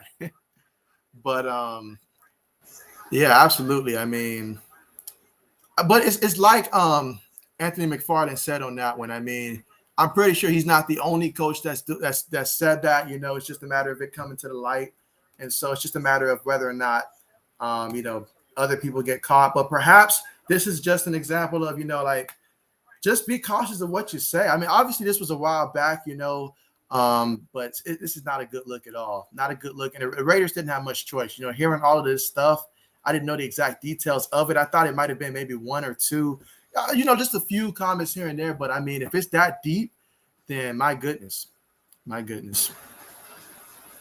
I'm sure Gruden wishes now that the Raiders did not hire him, because if they don't hire him, this probably doesn't make headlines, because he wouldn't be a coach and all like that at the time if the Raiders had not hired him and brought him out of retirement at that time. Let's see. 420 says, I'll be back when halftime's over. Absolutely. Understand that. And so let's see. 80 Toro fan says, will JB get hold of those emails? They don't want me to get a hold of those emails. I tell you what, though. I mean, you guys want to see a channel take off, give me access to those emails. We're telling it all. We're going step-by-step interpretation and all like that. Shoot, I might even call John Gruden in for an interview and all like that. Shoot, see what he's got to say. Give him a chance to defend himself, as if one could, but still, we'll get the entire story. Absolutely, but man, that is massive news right there. Absolutely massive news. All right, let's see where we stand right now. All right, so I see that I gained a subscriber here. So that puts me at 1,013 right now. So yeah, very appreciative of it. Very appreciative of that. Absolutely. But yeah, massive news. Massive news to happen during Monday Night Football, guys. Like, this is just wow. My question now, for just in terms of for Raiders, because I know right now, if I'm a Raider fan, my first question would be after all of this is who's going to be taking over in terms of the interim head coach? Who's going to have that label as interim head coach? Can we reach out and bring back Jack Del Rio? That's what I want. If I'm the Raiders, I want Jack Del Rio back. I liked him when he was with the Raiders. I thought he was doing a fantastic job. They should have never let him go, but they let him go for the bigger name coach and John Gruden. But Jack Del Rio was a great coach for the Raiders. He's someone that I think they should consider long term. Mike says JB exclusives. Oh, yeah, as they like to say, dropping dimes. Dropping dimes. That's exactly what I'd be doing, dropping dimes out there. Talk about the last dance. I mean, let's see. 80 Sword fan says JB Gruden beat the Eagles in the NFC Championship game with Tampa Bay, so technically the Eagles deserve that Super Bowl win, correct? Now we're vacating wins. This happened after that incident. We cannot go that far back. Cannot go that far back unless they discover something that's deeper. But, man, I mean, I will say this, though. Like, I hate to see that it happened to I know that this happened a while back, and I like the hope. I like the hope that John Gruden is, obviously changed during that time. Because for me personally, how I feel about the situation, I want to see people change. I don't want to see just people constantly, losing jobs, losing opportunities and stuff, especially when it's something where they thought they were talking in private and stuff, as much as, like that stuff. I hate that stuff, but still at the same time, like, I hate to see somebody lose a job. And I really hope that that's just a reflection of the old John Gruden and not what he represents today currently. So I will say that, I just hope that right now the John Gruden that we see today is not that same John Gruden. And I hope that he's changed by then. Because if you look at a couple years ago, what the culture was at that time, and what the culture is now, cultures change, so therefore what you can get away with back then and what you can get away with right now, two different things. So that's one thing that I try to do to keep it in perspective as well. And so appreciate that. Yeah, appreciate that. So that's one thing that I do, because I do remember last year in the draft when everybody's talking about, Jake Fromm, being that the Buffalo Bills should let him go and all of that stuff. But Buffalo, they gave the man a chance, because as human beings, like, we deserve an opportunity. I shouldn't say deserve, but it would be nice if as society we put people in a situation where you can redeem yourself. You can get a second chance, because ultimately, if this world's going to improve for the better, we need people to change. We can't just lock people up, throw them away, get rid of them whenever they make a mistake or say something, that we don't really necessarily agree with. It's about finding a way to unite everybody. That's what it's really all about at the end of the day. But, I mean, look at that. I mean, we're here at halftime, and I'm out here giving a speech and all like that. So look at that. That's back-to-back halftimes. I'm going off a script here. Absolutely. But, yeah, I do wonder who they're going to hire as the interim head coach here for the Raiders. And I'm sure we'll find that information out real soon, because the team's going to need to know the direction. The Raiders probably already know who they're going with, I have to think. Let's see, interim coach.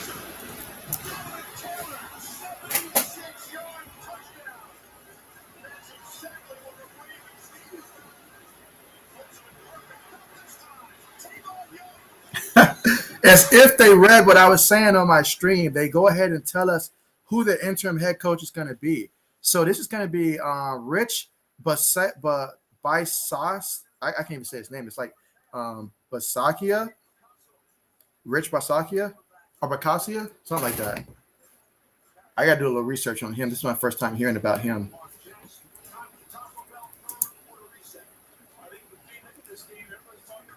By Saucy, yeah. Okay, so Rich by Saucy. What is he?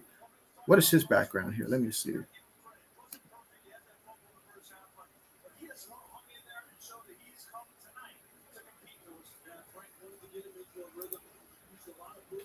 Let's see. Mike says, JB Class Act fan of the change of heart redemption story. Absolutely, absolutely. I mean, if we can change, that's the only way to come to solutions, honestly. I mean, you can't just throw people away and give up on people that say we're never going to let you obtain anything good in life. I mean, you only get one life. So, I mean, you can't throw it away over something, especially, I mean, nobody was technically harmed here. I mean, you don't like to see it, but at the same time, nobody was really physically harmed here.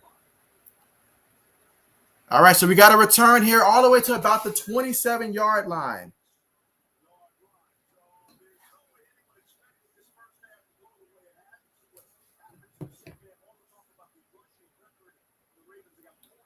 All right, so yeah, the assistant head coach / special teams coordinator for the Raiders, Rich Bisaccia, I'll just say it like that.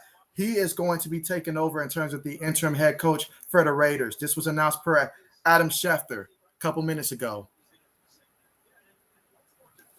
He has 18 years of experience in the NFL.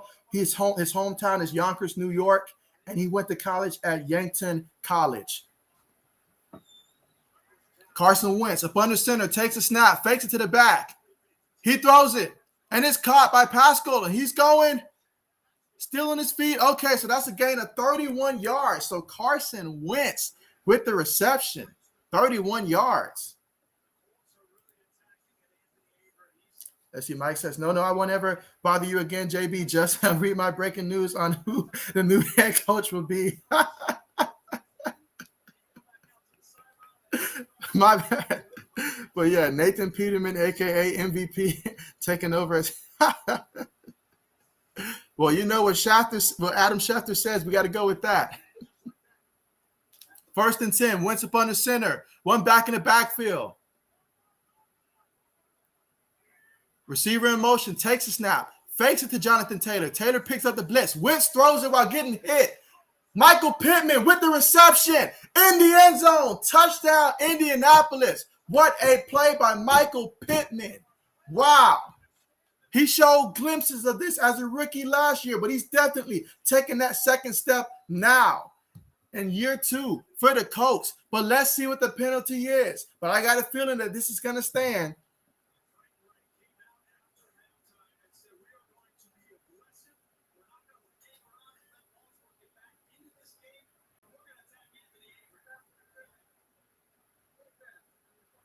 Pass interference on the defense. That is declined. So that is a touchdown for Indianapolis. They're watching the replay here. Ooh, was he short? Was he short? They're probably going to look at the replay.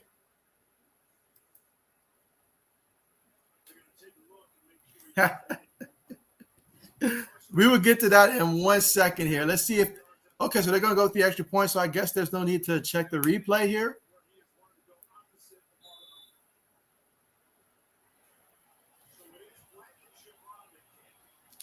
All right, so Blankenship's going to go for the PAT.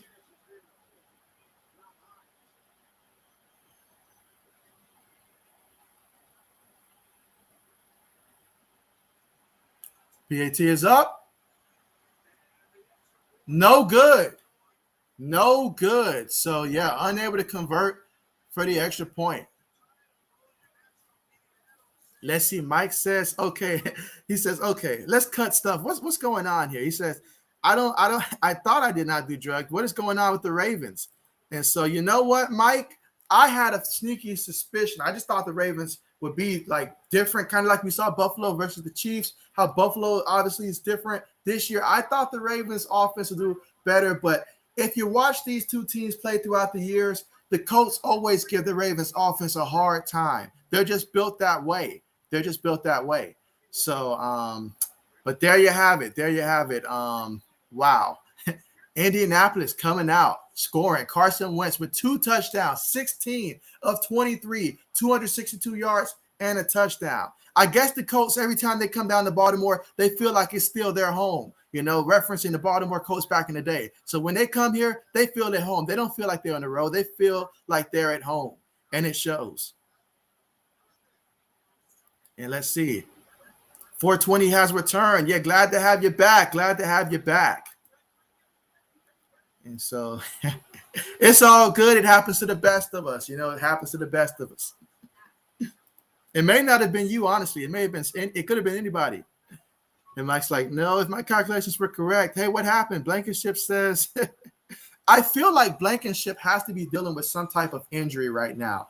I feel like that has to be the case. And that's probably why they let Pinero go out there earlier, because there's no reason why Blankenship should miss that. I mean, just watching him when he lined up, I was watching the way he was moving his legs, and it kind of didn't look like a normal routine. So I don't know. Maybe there's something up with that we don't know about.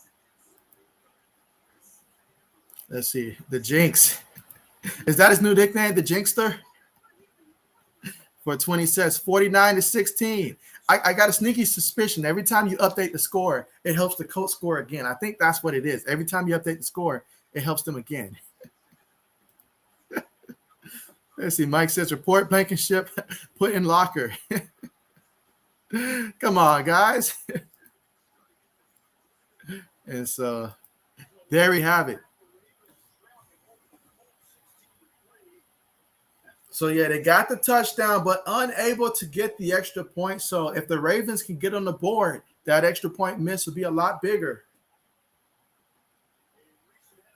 I think right now they need to make it a priority to get Hollywood involved in this one. When they were playing against, some of the big games that we saw against the Kansas Cities earlier in the season, the Raiders and all those key matchups, they were able to try to get Hollywood involved in the game. It's time to get him involved in the game. Let's see, the 20, all the way to about the 20, I'll say 24-yard line of Baltimore. But there is a penalty, however. That usually means some type of holding.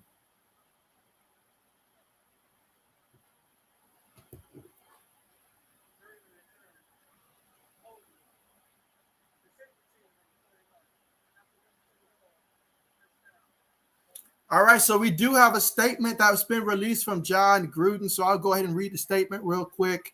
And they say that the statement says that this is per John Gruden. He says, I have resigned as head coach of the Las Vegas Raiders. I love the Raiders and do not want to be a distraction. Thank you, all the players, coaches, staff, and fans of Raider Nation. He says, I'm sorry. I never meant to hurt anyone. That is from John Gruden, quoted from what he said. Here we go. 1st and 10 out of the shotgun. One receiver towards the bottom of the screen. Jackson takes a snap. Colts send 4. Ravens protect for him. Throws the ball to Murray. Murray tackled by a shoestring. This is going to be 2nd and 4 now. Ball at the Baltimore 15-yard line. Let's see. 420 says, but it's all good because Lamar is throwing a touchdown to Mark Andrews this drive. He's calling it again. Mark Andrews. And so I say if a touchdown happens, it's going to go to Hollywood. Although I feel like the way this game's been going, it might go to Sammy Watkins, but I'm going to say Hollywood.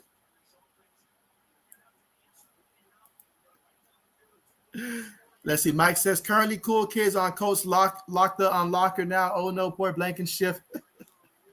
Meanwhile, Tyson Williams for no gain on the carry. That's going to be 3rd and 4. Come on, Ravens got to get something going now. I need to see the Ravens score. We came for a primetime matchup. We came to watch Lamar Jackson. It's time to make this happen right now. This is where Lamar Jackson takes over the game. Do what you got to do. Through the air, on the ground, whatever it takes to get this offense going right now. It's 3rd and 4. In this game, the Ravens have been 0 for 5. That stops now. On 3rd down, they've been 0 for 5. That stops now. Jackson in the shotgun. Takes a snap. Coach send blitz. He throws it. It's complete to his receiver. That's going to be a gain of about 11 yards.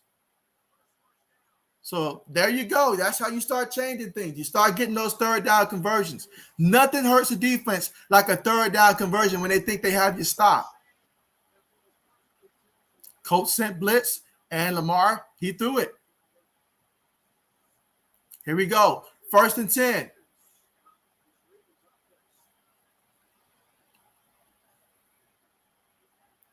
Out of the shotgun, went back in the backfield with Lamar. 3 receivers on the play, takes a snap, fake it to Murray. He's looking. Pass rush gets him, and they sack him. And Jackson goes down. That's going to be a loss of 5 yards, making it 2nd and 5. So that is their 2nd sack of the night. Let's see. Mike says, no more reading John Gruden emails. JB kids might be listening. And so there you go. You're right. I have to uphold that end of the thing as well. I got to think about the kids. You're right about that.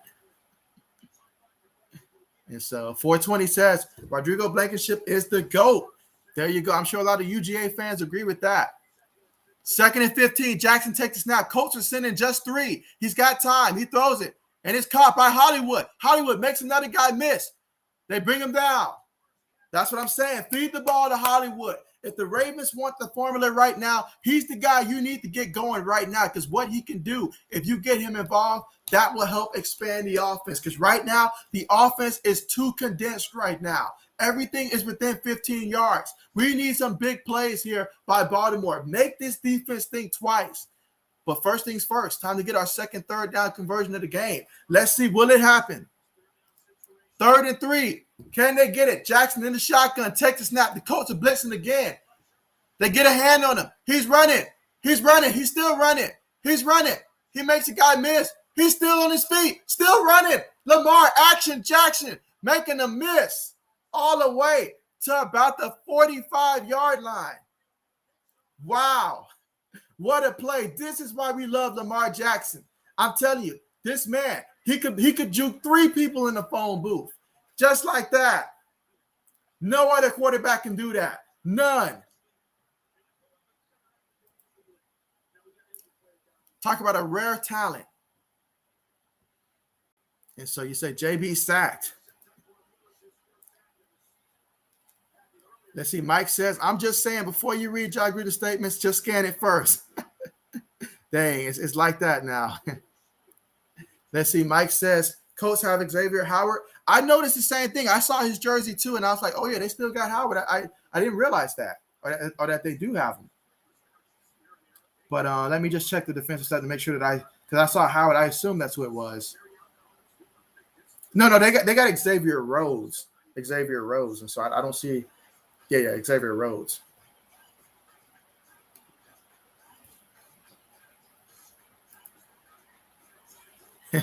Eddie Soyfran says, Lamar Action Jackson, he can juke 3 people in the phone booth. That he can. You guys have heard me reference maybe juking 1 person in the phone booth. But I say Jackson, he can juke 3 people in a phone booth. He's just that electric with the ball in his hands. I mean, my goodness. Lamar Jackson is from – when I look at Lamar Jackson, watching him play reminds me so much of playing NCAA football, throughout the years up until they stopped making a series. And I'm glad that they're going to bring the series back. Can't wait for that. But growing up, being able to play that and then having a quarterback that could scramble and then making plays like that. Lamar Jackson does video games type of things out there, So it's always exciting to watch Lamar Jackson. And if they can just get a touchdown here, we'll have ourselves a great game. Because I think once they get in the end zone, that'll crank up the offense. Let's see. Mike says Lamar is playing terrible tonight. Maybe a top 5 passer in the league, but I will argue still best rushing quarterback ever. I mean, yeah, because basically I ask myself the question, if I have a quarterback that's going to scramble, any quarterback throughout history, who I prefer, you best believe Lamar for me is quarterback number 1. Now Mike Vick will be second on that list for me. But quarterback number 1, well, either him, I forgot about Colin Kaepernick, could either one of those. But for me, Lamar's that first guy. Because just the speed that he presents, defenses are limited in terms of what they can do. There you go, Mike. There goes the statement I just read not too long ago for John Gruden, the same statement. And so can't go wrong with that. Can't go wrong with Randall Cunningham. You can't go wrong with that. I mean, shoot, you talk about Ravens historically. They've had guys like Cordell Stewart back there. Meanwhile, hands it to the back, gain of about 4 or 5 yards on the carry.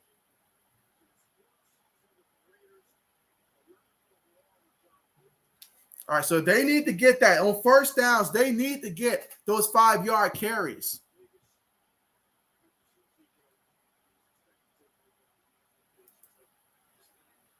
There you go, slash. There you go. Here we go, 2nd and 5. All right, so this time we've got the tight end motions out the backfield, fullback in the back with Lamar Jackson. Let's see, Jackson take the snap. He's looking. He throws it, and it's caught. It is caught.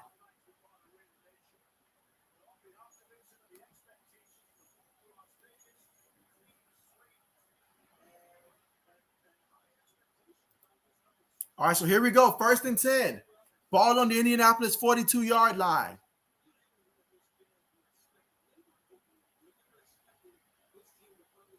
I mean, if the Ravens can come back and find a way to win this game right now, I mean, the first place in that division, I mean, it's right there for the taking. It's right there for the taking. The Browns, they did lose to the Chargers in one heck of a matchup. Meanwhile, Jackson's looking. He throws up under pressure to Mark Andrews. If I'm going to throw the ball up under pressure, you best believe it's going to Mark Andrews. And there's a penalty. It's going to be against the Colts. Roughing the passer. Roughing the passer. And I tell you what, I'm glad the referees are getting better about protecting mobile quarterbacks, because that's something that through the years, they just did not do enough for a guy. I think when I was watching Cam Newton in Carolina, teams would hit him so many ways, and because he ran so much, referees didn't offer him that same protection. So I'm glad to see that they're doing a little bit better job about protecting mobile quarterbacks.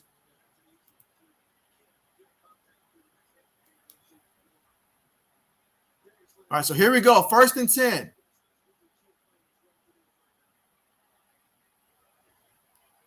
Important drive for the Baltimore Ravens. I'll go ahead and state that. Fullback goes in motion, takes it, fakes it to the back. Jackson steps up, avoids the rush, throws it to the back.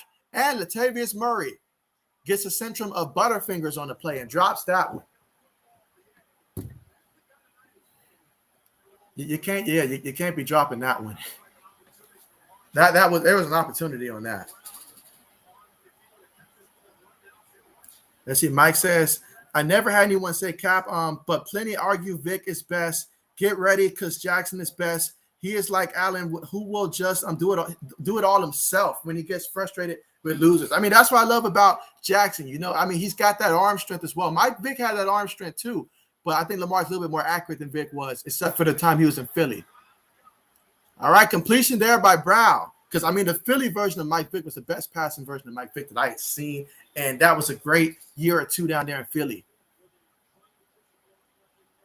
I still feel to this day the Jets made a mistake in terms of not starting Michael Vick. And when they did start him, Mike Vick had already checked out because he was like, I'm the best quarterback and you didn't start me. So he checked out on that one. He said himself he wasn't prepared for that. But they had Mike Vick and LaDainian Tomlinson. They should have started both of those guys that year.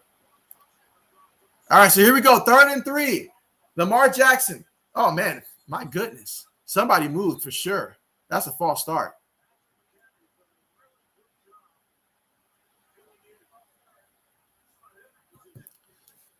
Just when things are going good, your offense only have 3 points. You're in the 3rd quarter. You only have 3 points here, and you're going to lose discipline, and you're the home team. You're the home team. You got to remain calm out there.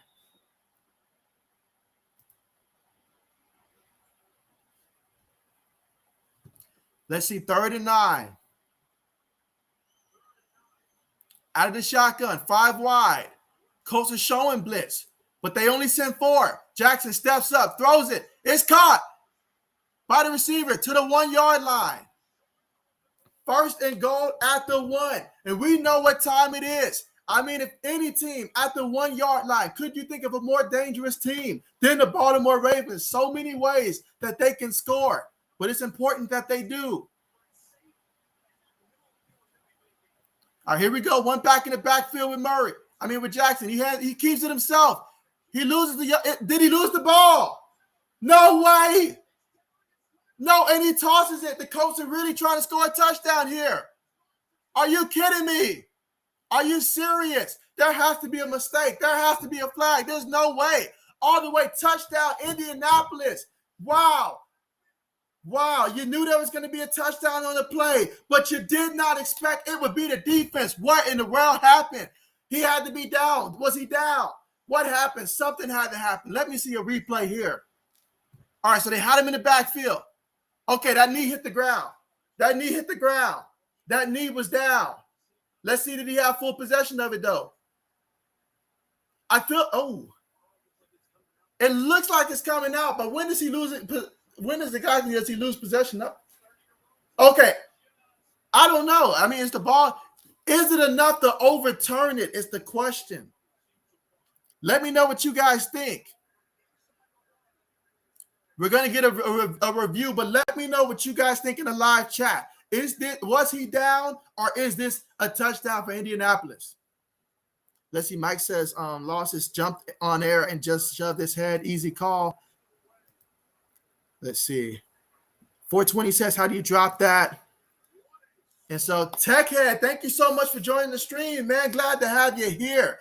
And so you say, let's go. I know I'm a little behind in terms of the comment, but yeah, let me know what team you're rooting for here to win this one. And if you have a final score projection, let me know that as well. But glad to have you a part of the stream, my guy. Let's see. 420 says, okay, Andrews, your time to shine. That would not have been a bad call. Let's see. 80 Sword fan says, what just happened? What just And so let's see. Mike says the knee is down for 10 seconds. And so, okay, so Mike is saying that it's down. I have to agree with Mike. I'm thinking that this one is going to be overturned. But, I mean, it feel like it happened like bang, bang, like right when the knee went down. I feel like it's so close, it's going to be up to the referees to determine if they think they see enough to overturn it. You know how they love to use that as an opt-out in terms of not having enough evidence if it's too close within a fraction of a second.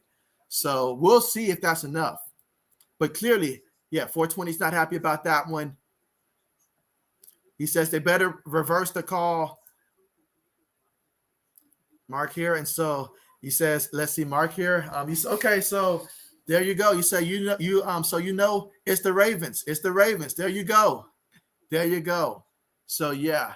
I'm thinking he was down. That's my personal opinion. I think he's down.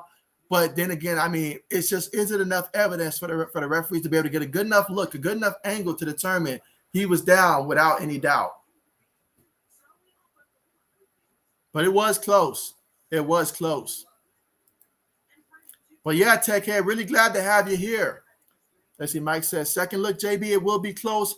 Better if the call was not a fumble. Need to be enough, though. Yeah, but I mean, they told the officials basically, because I remember watching another game and they were talking about how they're coaching the officials to let the play out, because many times the play would be called dead, and so they were not able to advance it. So we have to see, one, was he down? Two, let's confirm that when when he did that lateral pass, that the dude was indeed behind him. It looked like he was, but on that return, was he for sure behind? Just to make sure. A lot of things to look at.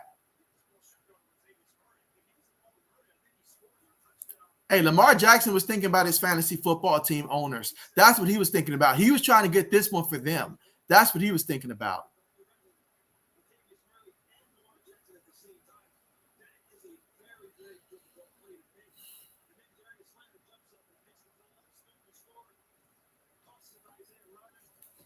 Let's see. But yeah, that's important to remember, guys. There has to be enough evidence to overturn it. Oh, that's fantasy football owners right now. That frustration that Jackson's feeling, that's someone that started Lamar Jackson and needed him to go off tonight. That's how they're feeling right now. That's how Raven fans are feeling right now. Let's see. 420 says Mark Andrews is still scoring a touchdown. Oh, yeah. I tell you what, though, that should hurt his Madden rating that in terms of that fumbling that ball. Like, I remember 2 years ago, like, you couldn't touch this man. He fumbled the ball on Madden. Let's see. 80 Sword fan says, that's so close to call. He was down. It is really close. And when it's that close, honestly, you leave it up to the interpretation of the referee. I mean, because I'm watching it now, and I feel like even though it starts to move, but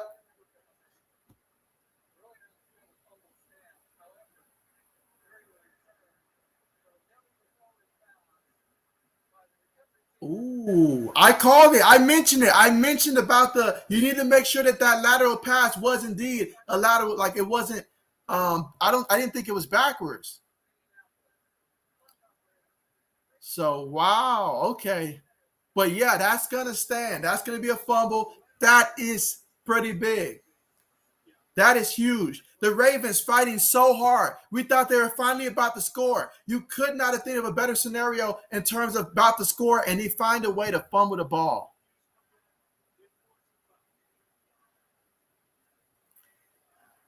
And then another thing, was his knee down before he tossed it?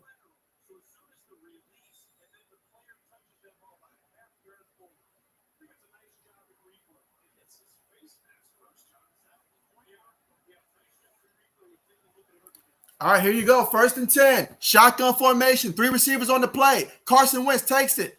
Fakes it to Taylor. He throws it to Pittman. Pittman. He's moving. He's still moving. To the 40. To the Indianapolis 40-yard line. Again, that was a big-time fumble, but at least they took the points off the board if you're rooting for the Ravens here. And if the defense can find a way to get a stop, at least you get the ball back without it being already down 23-3 or something like that.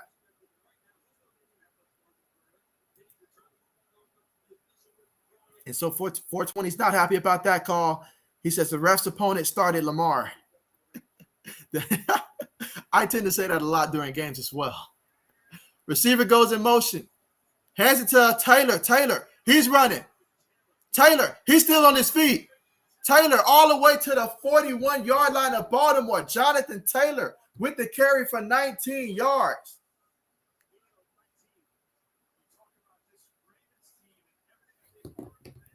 Wow. And just a reminder, anybody that's watching that's new, make sure that you press the thumbs up button and also that you are subscribed to the channel. If you're someone that's new, maybe you're checking it out for the first time, or maybe it's not your first time and you just aren't subscribed, do subscribe to the channel. That's the best way to stay up to date with all kind of sports news and be notified when I have these live streams. So definitely want to make sure that I communicate that with you guys. Let's see, Wentz up under center. Tight end goes in motion. One back in the backfield. Pittman, the receiver at the top of the screen. They toss it to the back, and he's going. He's got a first down. That's Taylor. Getting him about 13 yards. So all of a sudden, Jonathan Taylor turning it on. I'll tell you this, the Colts, they utilize a running back by committee approach, it seems like, but Jonathan Taylor is that dude in the backfield. No doubt about it. There's a reason why Marlon Mack doesn't get the carries he used to get, because this kid is something special. He was since he came out of Wisconsin. So much he can use through the air, whether it's, pass catching, running. Got to love it. Out of the shotgun, Hines is the back in the backfield this time. 3 receivers and a tight end. 4 minutes, 28 seconds left to go in this one. They hand it to Hines. Hines, he's looking for a hole. Hines gets back to the line of scrimmage. No gain on the play.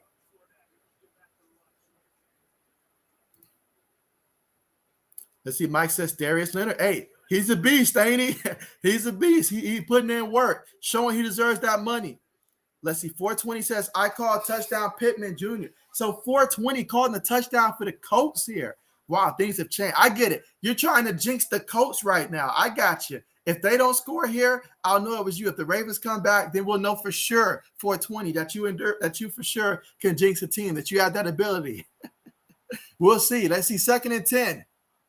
Out of the shotgun formation, you've got 5 wide on the play. Wentz takes the snap. Ravens send forward. Wentz looking. He throws. He has a man.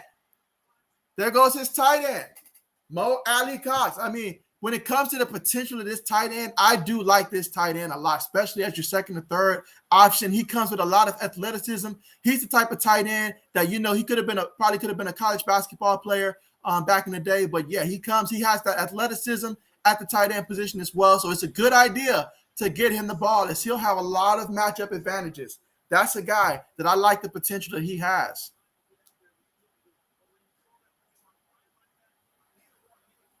All right, here we go. First and goal.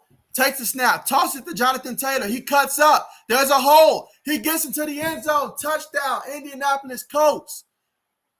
Just like that. Off the turnover. Wow. 22-3. The Colts are showing. It's like I said at the beginning of the game. The Colts are better than their record shows.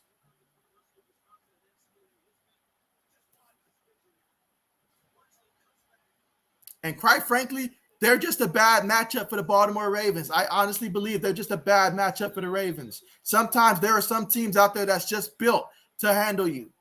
The Colts are built to compete with the Ravens. If they're going to get things going, Lamar's got to come out and score a touchdown this next drive. He's got to do it for the Ravens. Do it for the fantasy football owners that started him. Do it for the city. Meanwhile, they're going to go for two. Wentz fakes it. He's looking. He throws it. Picked off. Can they take it all the way here for the 2-point conversion? Oh, he steps out of bounds. Oh, man. You got to score somehow. You get it how you get it. Let's see. 80s Horror Fan says, didn't expect this from the Colts. Let's see. 420 says, the Colts won't throw an interception this drive. Mike says tight end Jack Doyle, so that's who you were going for. And so, yeah, I mean, Jack Doyle, he's like the top tight end, I believe. But I know that Mo, I think Mo is he still the third tight end? Either way, he comes with extreme athleticism, and he's a great asset in the pass game. He's someone that I personally would love to have on my team as a second or third tight end, honestly. I feel like he's just that good. It's just a matter of utilizing them. Mike says, has anyone ever heard of one of these Colts receivers? What's going on? So, yeah, Mike, normally I can give you a little bit of a breakdown. Paris Campbell, I watched him at Ohio State. He was a second-round pick, but his rookie year, he came out. He was injured. Injuries has been a big story for him. And so, but now he's finally healthy, he does come with that yards after catch ability. That's what he can do for you. He can take a 5-yard reception, and he can take it all the way and all like that. So he comes with that big play ability. I was excited for Indy when they took him. And then you look at someone like, obviously, Michael Pittman Jr. He was their first-round pick out of USC last year. He had some games last year where he had some ups and he had some downs, but obviously as a rookie, he showed me enough last year to show me he was the real deal. And in year 2, he's taking that next step. He has that potential. Obviously, T.Y. Hilton's not out there, but he's another guy for the Colts. So they have a lot of receivers. They're not your top 10 receivers in the league type of receivers, but they're good receivers that if you put them one-on-one, they can win their matchups from time to time. They can get those yards after catch, those big play abilities. So, yeah, they're definitely – I like the depth at this receiving position for the Colts. Pascal, he's a good 4th, 5th receiver option for this Colts team. And so, there you go. Let's see. Ladies Horror Fan says, Mike, I wish I knew. And so, yeah, I mean, I would say that these are solid receivers, solid, on the verge of becoming good receivers. They've just been injured, so they haven't been able to shine too much. Let's see, Mike says, I'm just afraid Allen will never have a challenge. Mike, you'll get a challenge. It may just come during the playoffs, though. It'll come during the playoffs. We know how playoffs football is. And so, man, 420, talk about a change. I mean, you should call yourself 180 because that was a 180 there. You say Colts win. I'm not even going to get into that number there. A huge number. They win big to 3. Wow. Hey, I definitely will be here when you get back. Appreciate the heads up here. Absolutely.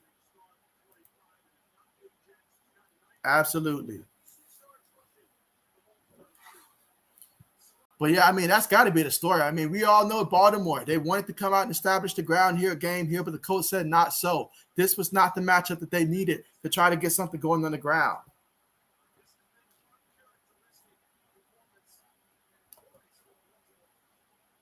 Mike says, add all the Jets, Pats, Colts receivers together, and they equal 1 Gabe Davis. That hurt right there. Meanwhile, Hollywood with the reception. Gained about a good 4 yards on the play. It's going to be 2nd down right there. All right, they've got a man that's currently down right now being looked at by the medical staff. 2nd and 7. Out of the shotgun, Lamar Jackson takes a snap. Colts send 4. Jackson's looking. Jackson throws. Caught by the tight end, Mark Andrews. So at least whoever started Mark Andrews tonight at tight end, you're probably happy about that decision. That's probably the only Raven that you got just started tonight. Because Mark Andrews, he's got 6 receptions for 79 yards right now, averaging 13.2 yards a catch at the moment.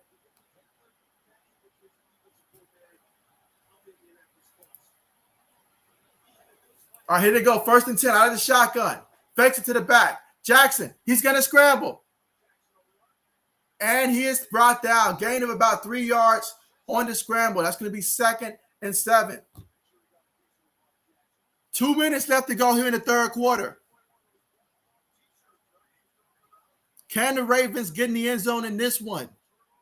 If they're going to find a way to win this game, it starts on this drive. They got to score here, play some defense, score again, and keep playing defense and keep scoring. Takes the snap out of the shotgun. Colts are sending for pressure's right there. He steps up. He flings it forward. That's Williams. Gets the first down, gain of about 8 yards on the play. It's going to be 1st and 10.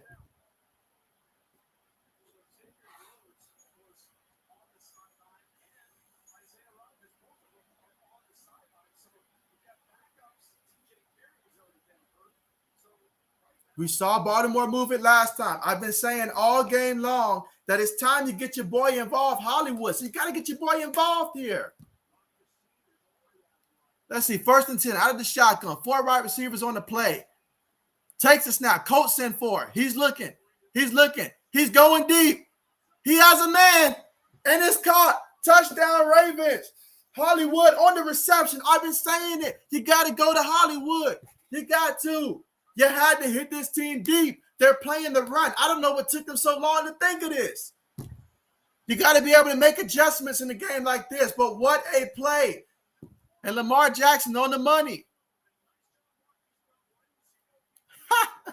My goodness, that cornerback, he looked like he was falling down a flight of stairs on that play. My goodness. His name may be Keys, but he had the wrong key on that one. My goodness, he looked like he was stumbling down the escalator, man. Like this was bad. But there you go. That's right. My boy Hollywood making plays. Making plays. So now they got to go for 2 here. You got Jackson and Murray in the backfield. Hollywood in motion. I say we target Mark Andrews here. Take the snap. Lamar's going to run. Coach got a lot of speed. Can he get it? He stretches in there. Is it good? The referee say no. The referee say no. Jackson's like, he's like, what are you smoking?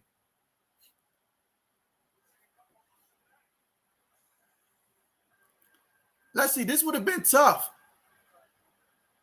Oh, okay. The elbow's down. Okay, good call. Good call. Yeah, that would have been tough to get that in there. On first glance, I didn't see where he was down, but I figured he would have had to have been down to reach it that far.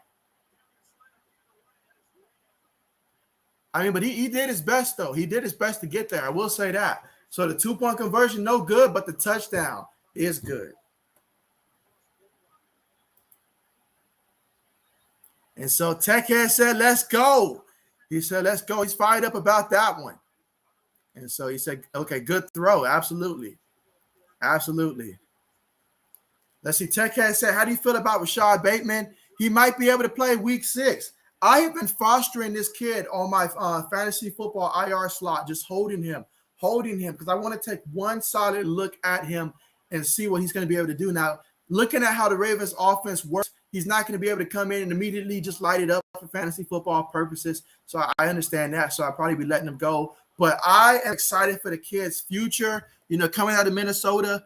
I know, obviously, whenever a rookie receiver steps in and he hasn't played and he's coming off of an injury, I say be patient with him because they got to implement him slowly. Give him a couple weeks to get implemented, and then soon we'll get to see what he can contribute here. But, hey, anytime you add another weapon to this offense, you're going to get some opportunities. Meanwhile, the return goes to the 20-yard line. So I feel that Rashad Bateman, he's going to come in. I think in year two, we're going to see Rashad Bateman have a good season. But I think in year 1, the Ravens are going to keep spreading the ball around. And so when he does get implemented into the offense, I don't expect too much from him this year. But I think in year 2, he'll do better. And year 3 will be when I think he takes that big leap, though, for the Ravens. Because I think this injury is going to slow down his rookie year. And then next year, he'll get a full season up under his belt. So I think year 3 will be when we see Rashad Bateman turn out to be a good one. But I think he's going to be a good receiver in this league. I like that pick by the Ravens. Wentz up under center. 2 receivers towards the bottom of the screen. Pascal goes in motion. Fakes it to the back, Mack. He's looking. Wentz is going to run with it. He says, I've been watching Jackson take off all game long. I want to show that my ankles are good and I can pick up 4 yards on the ground.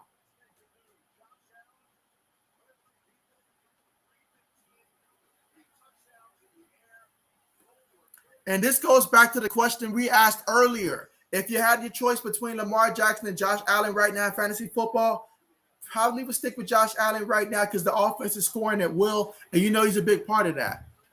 But you can't go wrong with Jackson and company. You cannot go wrong. He's going to lead your team and get you that rushing and passing.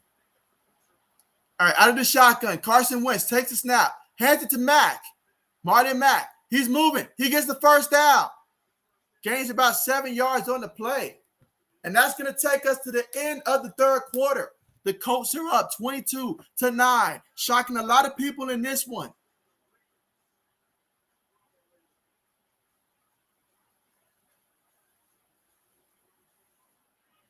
Shocking a lot of people in this one.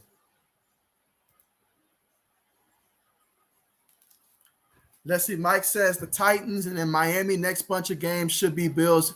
Should the Bills even bother playing Allen? You do play Allen. I'm going to tell you why. So many times I've seen it to where teams are playing so good. You know, I think back to the Indianapolis Colts the year that they had Peyton Manning and they were undefeated, but they opted to start Curtis Painter that one game. And then after they started Curtis Painter, the offense went out there. They got put out. You got to make sure that you keep these guys from getting rusty. So definitely, I know this wasn't 100% serious there, but I do expect to see Mitchell Trubisky get in perhaps in some fourth quarter in some of those games, especially when you guys play the Jets. I'm expecting that to be an opportunity. You guys have been beating down Miami pretty bad. Doesn't matter who they have the quarterback. That's probably another opportunity where we'll get to see Mitchell Trubisky come in the fourth quarter as well. I want to see Buffalo use those games to try to get the ground game established, though. That's what I want to see from Buffalo in that one. Try to get those running backs to run the ball. Let's see. Mike says, JB, I gave you the mischievous power rankings. And so, okay, so you gave me the rankings there. And so, okay, did I overlook it here? Or, and so let's see. But yeah, here we are here, getting ready for the fourth quarter. And the Ravens, they've been pretty disappointing, but they were able to score on that last drive. I mean, if you look at it from a statistical standpoint and look aside from that fumble that Lamar Jackson had, he's 19 of 23 passing the ball. So doing a great job through the air, 248 yards passing. He's averaging 10.8 yards completion right now. So he's averaging a first down every time he throws the ball right now. He's got 1 touchdown, no interceptions through the air. And on top of that, he's also got 9 carries for 43 yards, averaging 4.8 yards a carry. Of course, he did fumble the ball there. That should have been, I'm not going to say that should have been a touchdown on the ground on that play. But if he hands the ball to Murray, I think the Ravens would have scored a touchdown on that play. And that decision to bring it back ultimately costed him on that one.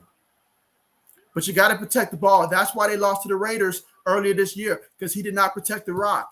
Got to protect the rock.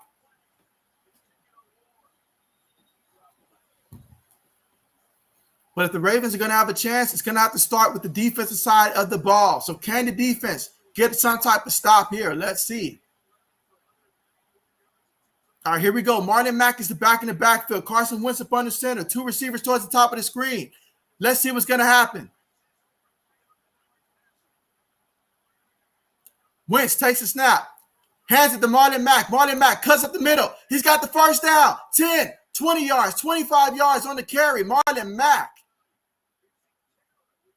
And Marlon Mack, he's showing his trade value for any team that's thinking that they can use a running back right now. He's showing that trade value.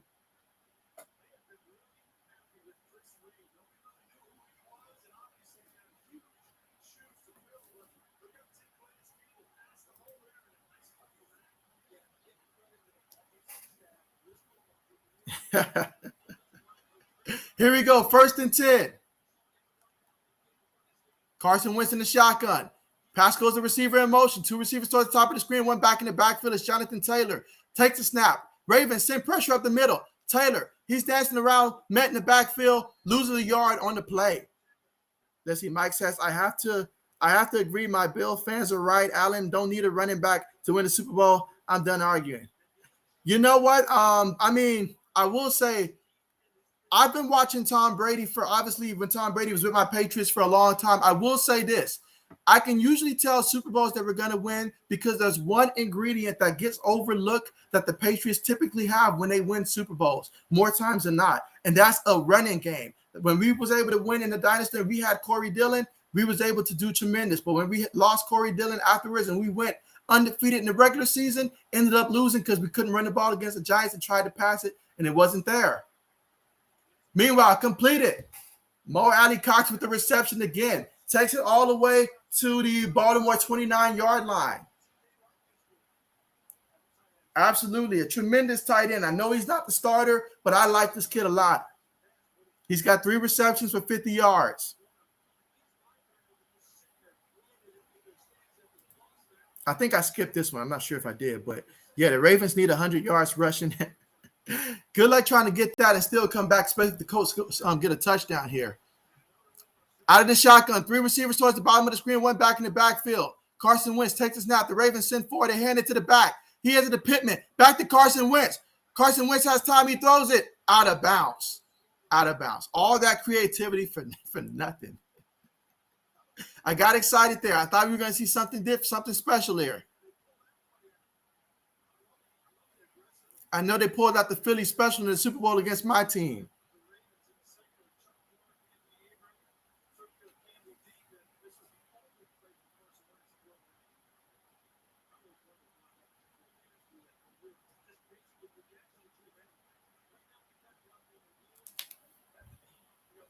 All right, so we are looking at, let's see, 2nd and 10. Out of shotgun, no backs in the backfield, 5 wide, takes a snap. Ravens send forward. Caught by the tight end. He's tripped up. So that's Jack Doyle there with a 4-yard reception.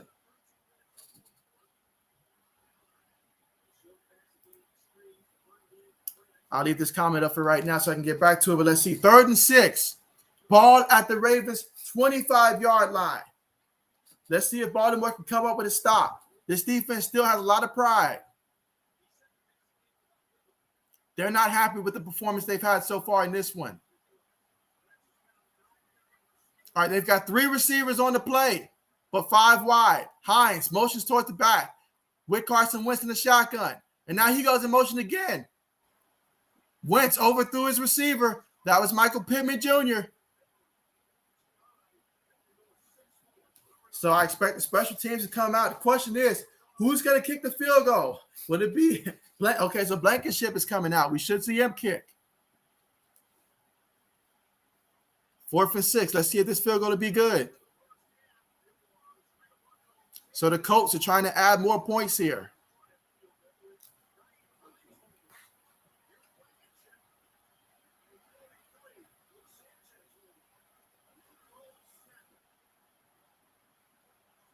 Kick is up. And it is good. So there we go. The score currently, Indianapolis 25, Baltimore 9.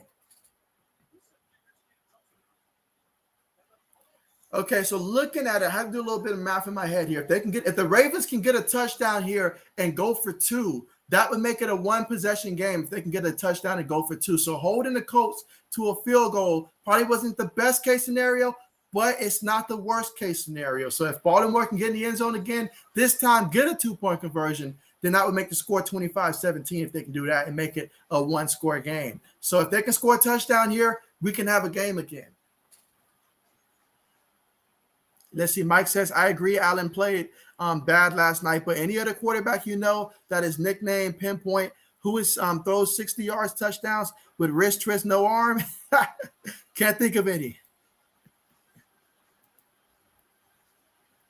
Let's see. It's 420 says he's back. Welcome back.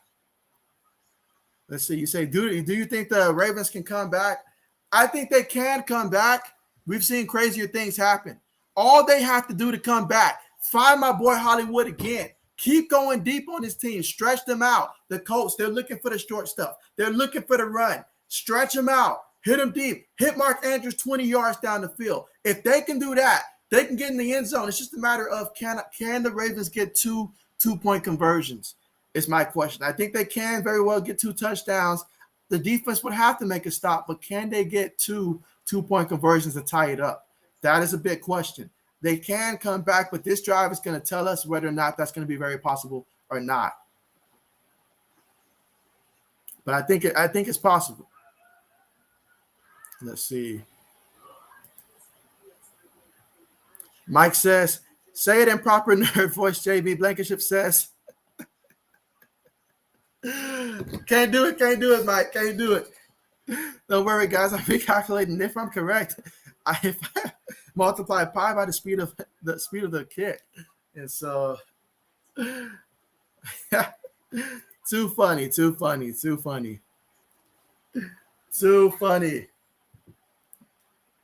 Let me see something real quick here. Yeah, technically it's a 2-score game, but you're asking a lot right now. Asking a lot. Let me see something.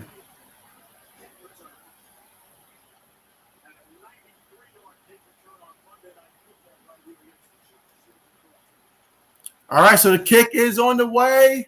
Will we get a return? We will. He's at the 10, the 15, the 20. Tackled at about the 23-yard line.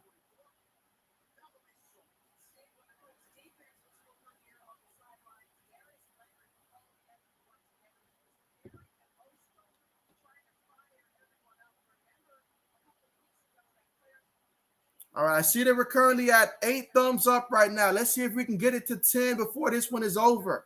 Yeah, so make sure you guys press the thumbs up button. And anybody that is new, make sure you subscribe to the channel. Appreciate you guys and all the support. So here we go. 1st and 10 out of the shotgun. Takes a snap. Jackson's looking. He's throwing. Mark Andrews with the reception. Somehow he was able to hold on with the reception. We've got a man that's down. Xavier Rhodes is currently down after that hit. But wow, he was able to hold on to the ball. Big time play. I just said throw it to him for 20 yards, and Jackson finds him for 27 yards. It's almost like they're listening to what I'm telling them to do. But yeah, definitely hoping that Xavier Rhodes will be okay. Let's see, 420 says Mark Andrews will grab a touchdown this drive.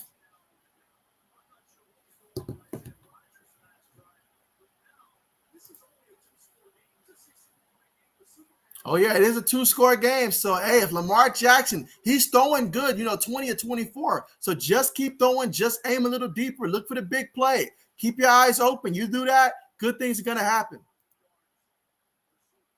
Good things are going to happen.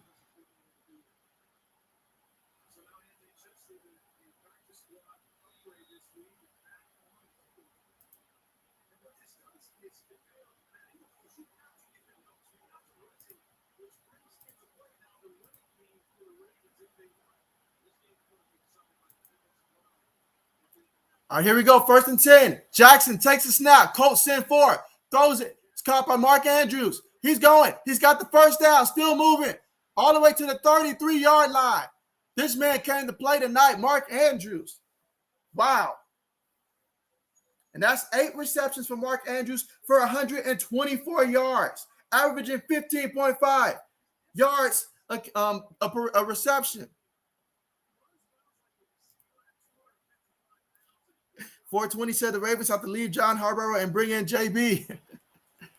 Lamar, he throws it, and it is caught by Hollywood. He had to go up for that one. 2nd down. I mean, heck, the way that these guys have been playing, definitely got to look for Mark Andrews. If it's not there for Mark Andrews, I try to find Sammy Watkins because they might be sleeping on Sammy right now. Takes a snap. He's looking. He throws it. It's caught. Good job catching that one by Oliver. That'll be a gain of about 6-7 yards. All right, here we go. 1st and 10 at the 20. Jackson takes a snap. He's looking. He steps up. He throws it to the back. That's Freeman. Devontae Freeman takes it to the 5-yard line. First and goal. They have to finish. We cannot have another turnover like what we saw last time. Can't do it. Won't do it. Cannot have that happen. Got to be able to score. Here we go. First and goal in the shotgun. Freeman's the back in the backfield. Jackson takes the snap. Colts send forward. He's got a little bit of time. He's got a lot of time. He throws it. Mark Andrews in the end zone. Touchdown. Wait, there's a penalty. Hold things up here. There is a penalty. It's probably going to be on the defense, though. I'm thinking that's on the defense. Yeah, it's looking like that's going to be on the defense. So what a touchdown. Yeah, holding on the defense. They're going to decline that. That's a touchdown. But it's not over yet. They got to get the 2-point conversion here. And is there a quarterback that you rather have right now in the 2-point conversion situation other than Lamar Jackson? And so I know 420 called that one. I know he did. He's been calling it. He went there, and it happened. Let's see. Mike says Mark Andrews is a Chad. Let's see. 420 says, okay, I see you, Lamar. But we got to get this 2-point conversion. Let's see. Lamar takes the snap. He keeps it. He throws it. Mark Money Andrews again. There's a reason why he's the highest paid tight end in the league right now, and he's showing it on a Monday Night Football. Let me turn down my mic here so I'm not too loud for you guys here. All right, there we go. That should be a little bit better. But there we go. Touchdown. And then the 2-point conversion. Both to Mark Andrews. And the Ravens are happy. Fantasy football owners that have this man, they're happy. They're ecstatic right now. Somebody who thought that this game was over probably for their fantasy team now has hope again. But before we can celebrate, they still have a lot of work to do. They've got to be able to play some defense. You don't want to give up a field goal right now. You want to stop them. A field goal probably wouldn't be the end of the world if it happened quickly, but you got to think if you're the Ravens, you want to get a stop, get the ball back into your offense hands, and give them an opportunity to tie this one up. And so here we go. 80 Tour fans, here we go. This is what we wanted. This is what we wanted. This is what we asked for. Mike says, right back in it, JB. There you go. There we go. Right back in it. It's like 420 asked earlier, can it be done? If Lamar does that, it's just what I said. I said, looking at how the Colts are playing defense out there, they're built to stop that run with the speed that they have, and they're focusing on it because they didn't have to worry about the deep threat. But now that we got Hollywood involved a little bit, we got Mark Andrews who's going crazy right now, just had to lengthen the routes that he's running a little further. Because the Colts, more times than not, they're just sending 4 people. They got a lot of spies and stuff to make sure that they can contain whether the back gets it or Lamar Jackson. So now, if the Ravens can get a stop, they can go back to running the offense the way that they want to run it, whether it's continue to attack them through the deep ball or try to get that run game going. They have some options. As a team, this team has 18 carries for 59 yards so far in this one. They're averaging about 3.3 yards a carry as a team for the Ravens. I know how important getting 100 yards is for them. But if they can tie this up, who knows? If they go to overtime, maybe they can get 100 yards. Or who knows? They still got enough time in this one to get it. We know Lamar Jackson at the drop of the hat. He can get you 20-something, 30-something, 40-something yards on a run. It can happen. He's electric like that. Same with the running backs they have. So they very well can still get that 100 yards on the ground. But what's important in this one, both teams through the air. Lamar Jackson, 25 to 29, 320 yards through the air, 2 touchdowns in this one, no interceptions, sacked twice in this one. He's got a rating of 136.5. Carson Wentz, 20 of 29, 319 yards, 2 passing touchdowns, sacked twice in this one. So they're almost reflecting each other in terms of the yardage here and the touchdowns. But if you're the Colts, if you're rooting for the Colts, you want to get a field goal here, you have an opportunity to do that and be great.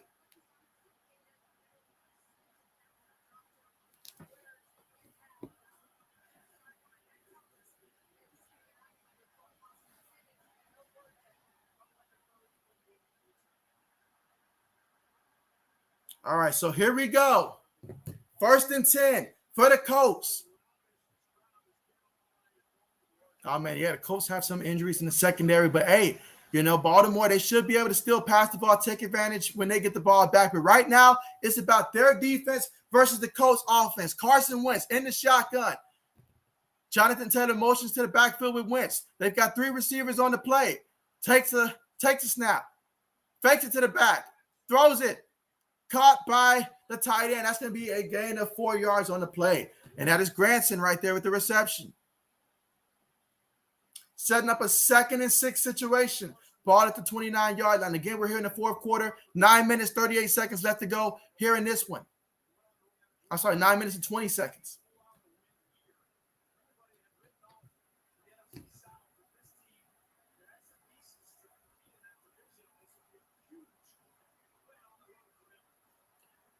Second and 6. Wentz takes the snap. Fakes it to the back. Wentz has all kinds of times. This time he throws it to Taylor. Taylor has it, makes a move, gets the first down. He's still running the 40, 50, all the way down to the 41-yard line, 42-yard line of the Baltimore Ravens. So Jonathan Taylor makes a guy miss, and he shows you what he does. Nobody can cut in the backfield like Jonathan Taylor can. And when he finds a hole, believe me, he can take advantage of it. That's one thing that all the Colts running back do. They do very well. They can see a lane, make a cut, and get in there. They make guys miss.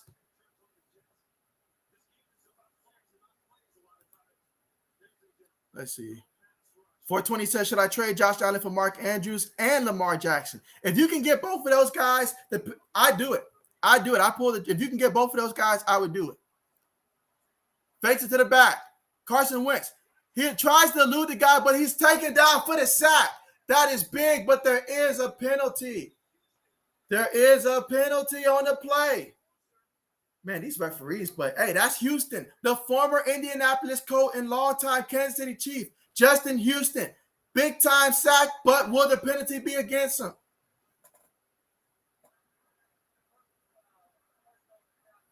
Horse collar tackle. Are you kidding me? Are you serious? That's tough.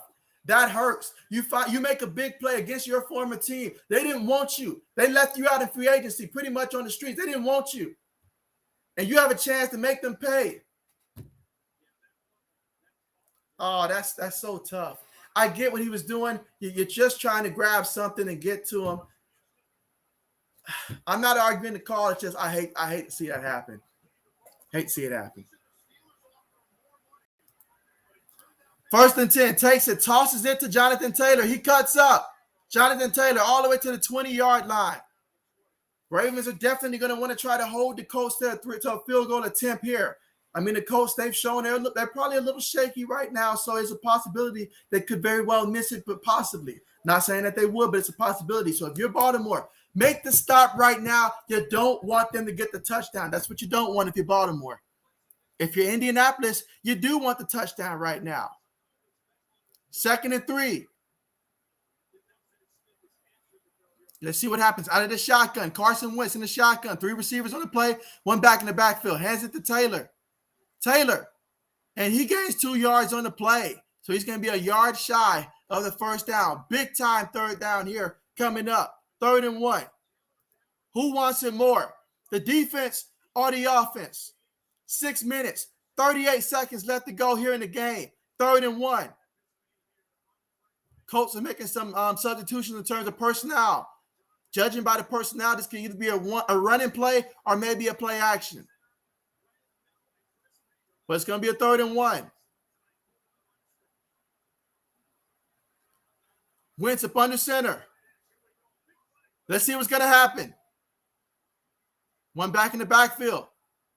They call timeout. The play clock was about to run out. They call timeout.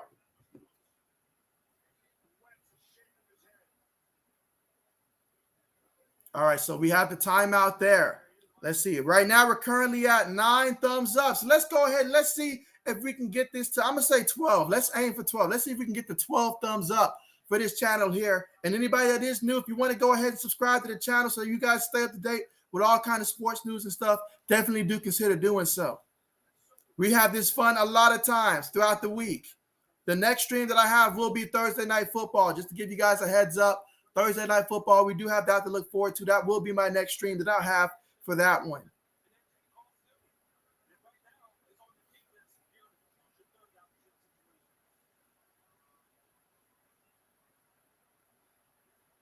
And that'll be the Buccaneers and the Eagles on Thursday Night Football. Let's see, 3rd and 1. Wentz up under center. I don't think they'll quarterback sneak it from this distance, though. It looks like a far one. They hand it to the back. He dives over the top, and he's able to get it. I mean, he took a risk there. He dove over the top. He treated this like this was a goal line, and he had to do it to get the first down. So he went airborne on the play, and it worked. That's always a risk, though, because if a linebacker catches you in the air and they're able to rip that ball out, he took a chance.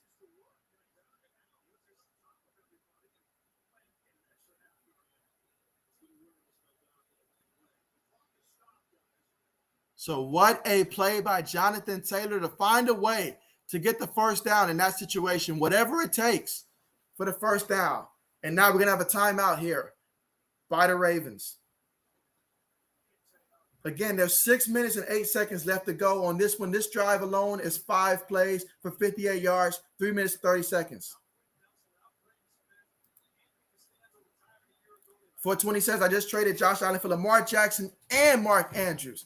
I've got a good tight end. Yes, you do. You have a good tight end. And not only that, the fact that the next couple of games, I think Buffalo, once Josh Allen starts getting big leads in the next couple of games that they play, probably not against Tennessee, but after they come off the bye week, the next 3 games, he probably won't be playing that much in the fourth quarter. So you'll be better off with Lamar Jackson anyways, come to think of it, looking at their schedule. All right, there you go. A loss of 1 yard on the carry that time for Jonathan Taylor. So we're looking at 2nd and 11 here. 2nd and 11. Another timeout here by Baltimore.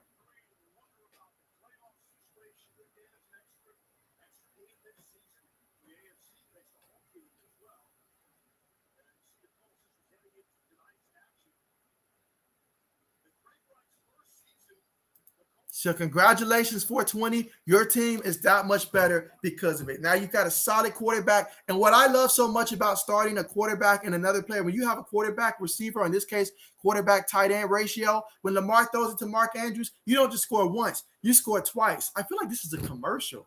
And like I've seen something like this on a commercial, like you score twice or something like that. But yeah, you get the double added benefit of having a quarterback tight end combination. When one scores, especially when Mark Andrews gets in the end zone, they both score. So congratulations.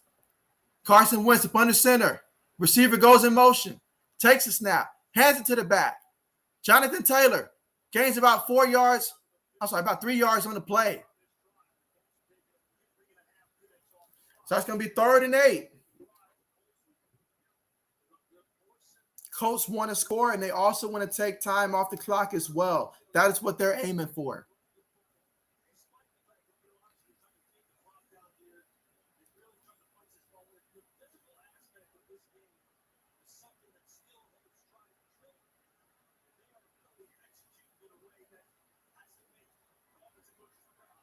All right, here we go. 3rd and 8. Out of the shotgun formation. Carson Wentz got one back in the backfield. Takes the snap. Hands it to the back. Oh my goodness. He's met in the backfield. Never had a prayer. As soon as he got that ball, he was met in the backfield. That's the Ravens saying, no, we're not going to let that happen. We're not going to let that happen. So, yeah, the Colts, they'll go ahead and take off as much time as they can here before kicking a field goal, I'd have to think.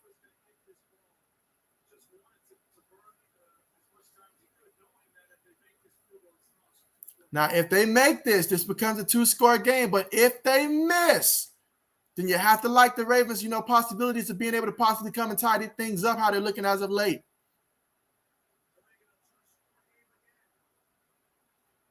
Will they make it? Kick is on the way. It's blocked. It is blocked. What a play. A nice, clean block. No penalties, no nothing. A nice block by the Ravens. Wow. Look at that. That is Monday Night Football for you in a hard shell. And thanks to that play, my goodness, my Calais Campbell, he's out there playing with emotion. He just was responsible for that big stop that they had in the backfield. And then he comes right down the middle and he blocks that one. That's big. Wow. Calais. Wow. Give this man the MVP award if they win this game. Out there making plays. And now the Ravens have new life here. It feels like they got new life. Like they feel like they can really do this. Let's see, out of the shotgun, Lamar Jackson. He throws it. Wobbly pass. Incomplete. Lucky that was not turned over, or else that would negate everything right there. Well, he was hit on that one, so it's going to be 2nd and 10. Ball at the 25-yard line. And so, yeah, he's definitely one of the emotional leaders on this defense. Great player to have. Great player to have. Absolutely love him and what he brings to the table. 420 says, but Rodrigo is GOAT too, man. Got to make sure the world knows it. But there you go. Calais is giving this game even more life. 2nd and 10. Let's see what Lamar's going to do. I say it's time to aim for Hollywood. He takes the snap. He throws it. It's caught by Brown. First down. 15 yards. 17 yards. About 17 yards on the play.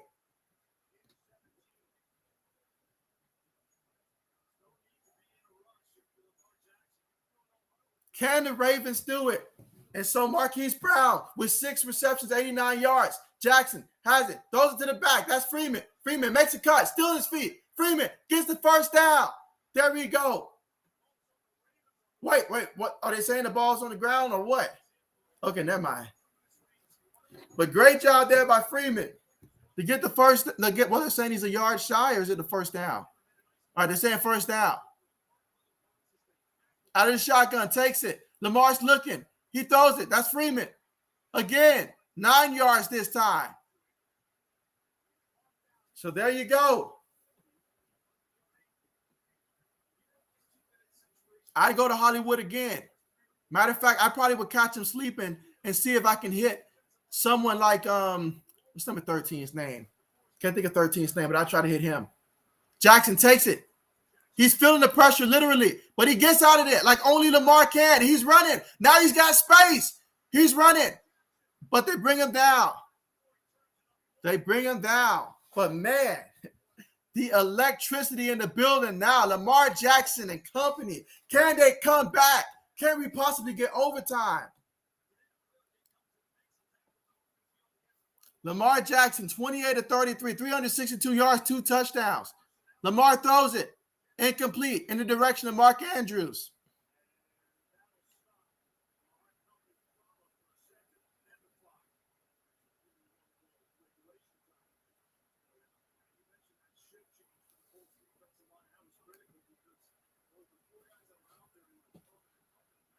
All right, here we go. 2nd and 10. Come on now. Follow my advice, Lamar. You know, we got to keep Marquise involved here. I feel like against the secondary that the Colts currently have right now with all the cornerbacks that they're missing in the secondary, you have to attack these receivers. And who better than your young star, Marquise? Give him some confidence for the season. He's looking. He steps up. He throws it. And it's caught by Marquise Brown at the 15, all the way to about the 13-yard line of the Indianapolis Colts. Let's go. 2 minutes and 25 seconds left to go in this one. Because those corners, you know, these are some backup corners the Colts have in right now, and they can't deal with the speed. Jackson in the shotgun, takes the snap. He's looking. He has time. He steps up, throw it to the back. That's Williams. Tyson Williams gains about 8 yards on that one. 2nd and 2. Ball at the Colts 5-yard line, and that's going to get us to the 2-minute warning here in the 4th quarter. What a game. What a game. They have to get the touchdown, but they also got to get the 2-point conversion as well. So now we're about to have a little commercial break here. 2 minutes to go. Another chance for you guys to tell me, who do you think is going to win this game? Do the Ravens come back in this one? Or will the Indianapolis Colts find a way, somehow, some way, to make a play? We've seen the Ravens at the goal line a couple times in this one. We've saw a fumble. We've saw some touchdowns. What's going to happen?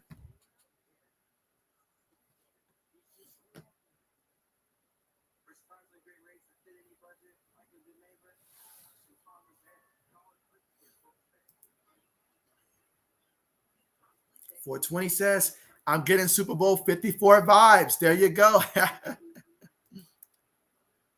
What a game we got, guys. What a game. Excellent performance by both teams. I'm not going to lie. They are out there playing extremely well. If you're rooting for the Colts right now, you're extremely worried. I mean, you had a chance. You were thinking you were going to hit that field goal, go up 2 scores, but it got blocked. Wasn't even a miss. It got blocked.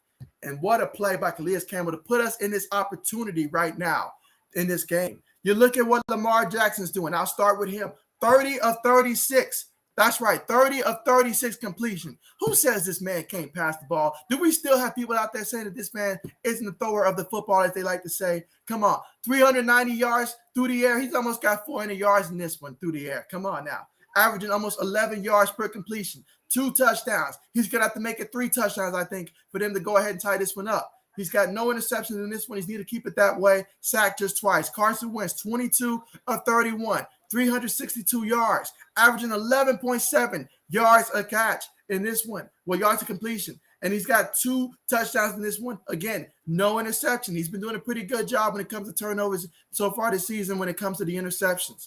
But wow, what a performance here.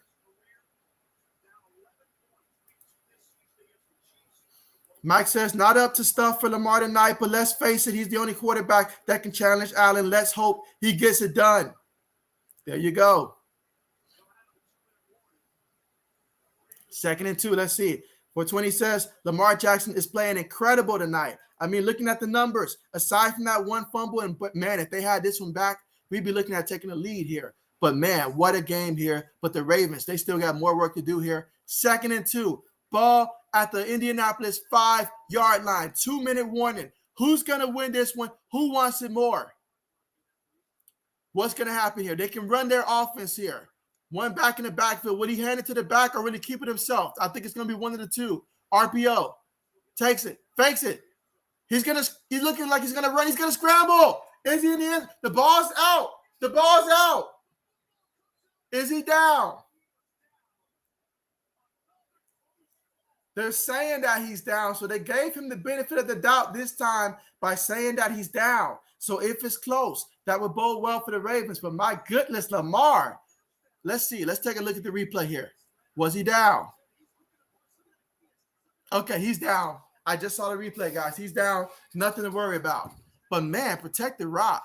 All right, so we got a back and Andrews in the backfield.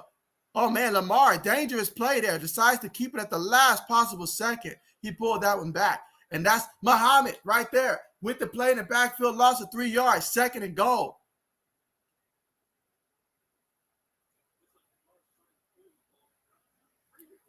Freeman tried to rip that ball. Freeman tried to keep that ball on that one. Mike says very down. Hey, Freeman tried to keep that ball. He's like, you're going to give me my points tonight. He's like, some of us are trying to stay relevant in the league. All right, no backs in the backfield in the shotgun. Let's see if it's a design quarterback run. Jackson has it. He's looking. He's got time. He's looking. He throws it. Touchdown. Touchdown. Mark Andrews with the touchdown reception. How about that? 420. Your boys, I know they're not going to help you this week, but check out your boys. Lamar Jackson to Mark Andrews in the end zone for the touchdown. Now, the very important part of this game, the 2-point conversion. This is going to tell us if overtime's a possibility or not. Good job by Lamar Jackson to stay in the pocket and get that one. But can they get the 2-point conversion? You got to have this one, Lamar. No backs in the backfield. It's all on you, Lamar. Takes a snap. He throws it. Again, Mark Andrews. Who better to throw it to on a 2-point conversion than Mark Money Andrews with the 2-point conversion? We're all tied up. We're all tied up. All tied up. What a play. What a play by the Ravens. They stormed back in this one. 420, you asked it earlier, can they come back? And we seen it. We seen it. You're not about to do that, 80s horror fan. I see that comment. You're not about to say that. That is not true. Let's see. Mike says, look at my rankings. He's got Lamar as number 3. This is not a good game for him. Mike has some high standards. Mike has some very high standards in this one.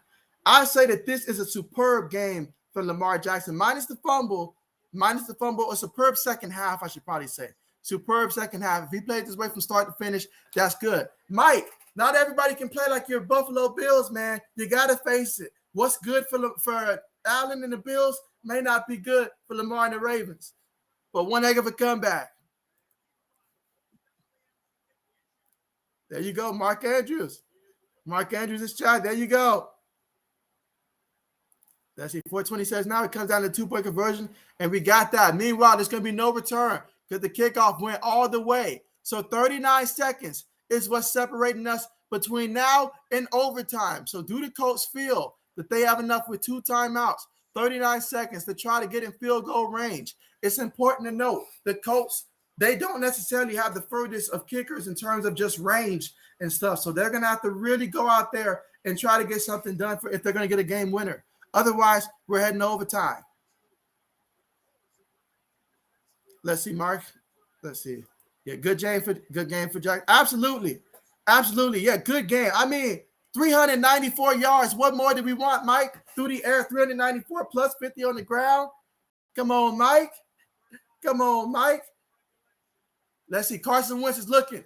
Carson throws it. Carson has a man. Caught. Paris Campbell. Here we go. So 420 is saying that he thinks it's going to be a touchdown for Pittman Jr.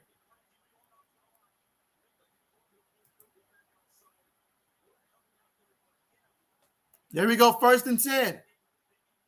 32 seconds. So that was a great play for the Colts. So now field goal is very well a possibility. You can use outside or inside. All right, here we go out of the shotgun. Takes a snap. Carson Wentz. He has time. Matter of fact, the pressure's to him now. And he tosses it forward to the back. Incomplete. Incomplete. He had time, but man, when that pocket collapsed, it collapsed. 24 seconds left, guys. 24 seconds left here in the 4th quarter. And if we don't get a score here, we'll go to overtime. If you're the Colts, you want to win it now. That was actually a good job, though, by Hines to just not catch it. It was not worth it. 2nd and 10. If Blankenship doesn't miss that extra point earlier, then this wouldn't even be the conversation right now to have to do this. Wentz takes a snap. He's running. Excuse me. He threw it. Incomplete. Incomplete. Never had a chance.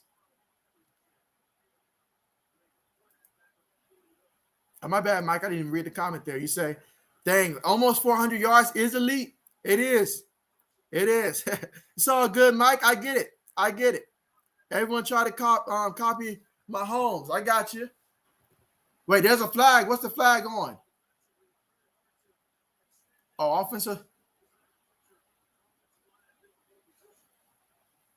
Okay, well, here we go. I mean, penalties, they will hurt you.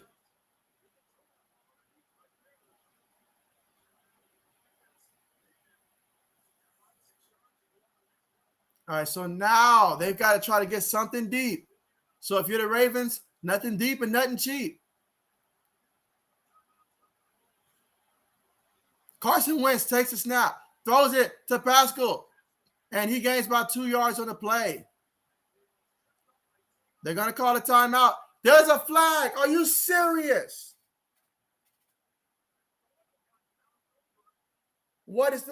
Are you kidding me? A flag right now. If this call is what I think it is?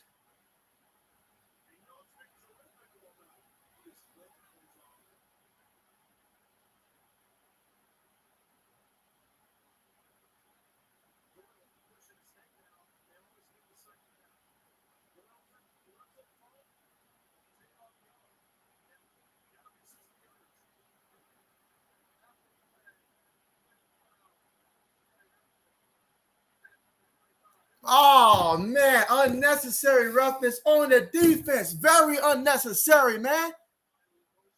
You get paid millions of dollars to keep your cool and use your head. I get it. You don't like that. But the referees always responding. This game is too close. The difference between winning and losing.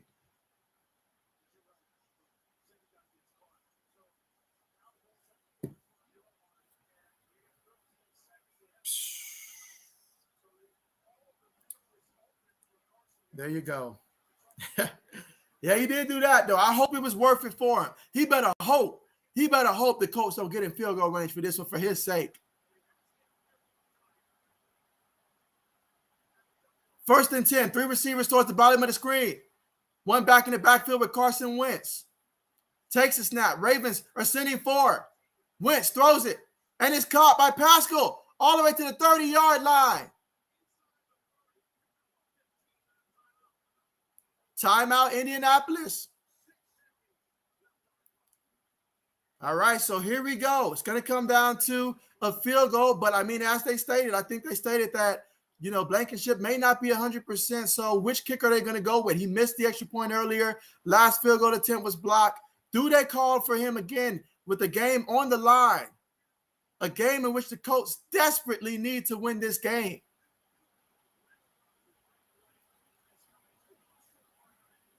I had projected the Ravens to win this one. I think my projection was 27-21. So that clearly my number is off, but let's see if the Colts will win this one or will we be going to overtime. One of the two is about to happen. Big time implications. Baltimore still has one timeout as well, so they can try to ice the kicker as well. Yeah, 420's not happy about that.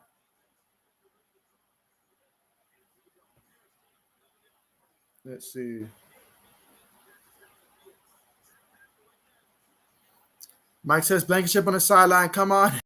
There are guys are depending on me. So, absolutely. There are guys that you're right about that. And so, absolutely.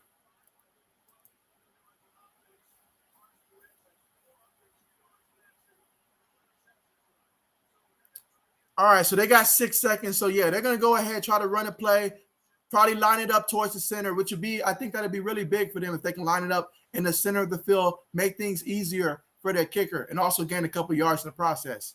Expect quarterback sneak up the middle. Yeah, that's what happens. Quarterback sneak right down the middle.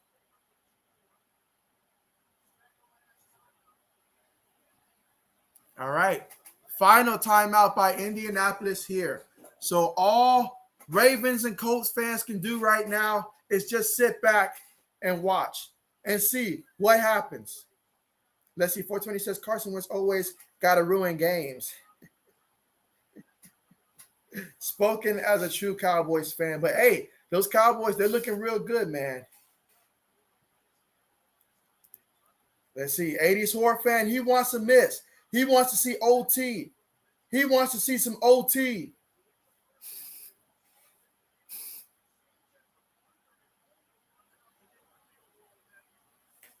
He wants to see some OT in this one. Let's see. 2nd and 8. 4 seconds on the clock. PAT attempt. 47 yards. 4 seconds on the clock. Let's see. Kick is on the way. No good. No good. He missed it. He missed it. Big time miss for the Indianapolis Colts. Wow. They had the miss this time. The blocked field goal last time. The missed extra point by Blankenship. It's just all bad for special teams. You're right. That's on you, buddy. That's on you. And if you're the Ravens, you're excited about what's happening because you got the momentum, and soon you'll get an opportunity to score.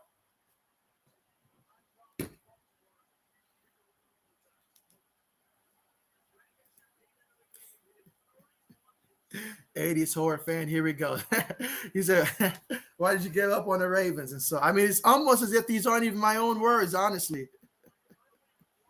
420 says, we got OT coming up, boys. That's right, we do. And that means we're going to see some more of Lamar, Action, Jackson, with an opportunity. Hopefully, hopefully, there's a great chance we'll get to see him. But we'll see who gets the ball first.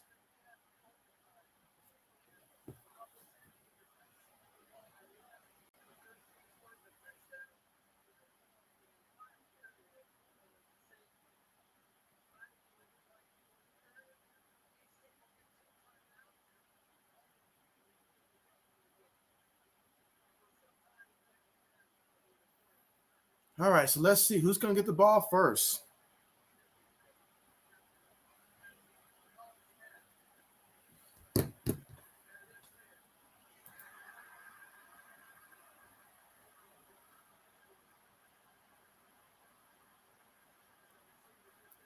All right, so here we go, Baltimore. All right, Ravens, let's take care of business here. Let's take care of business and score a touchdown on this drive. Let's end it on the first drive. Mike says, maybe next time we can have Coach Dante kick. I guarantee Coach Dante, he'd at least have made that extra point. At least would have hit that one.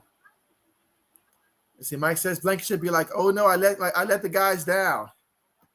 I tell you what, though, he doesn't look rattled. Even after those kicks that he missed, he does not look rattled.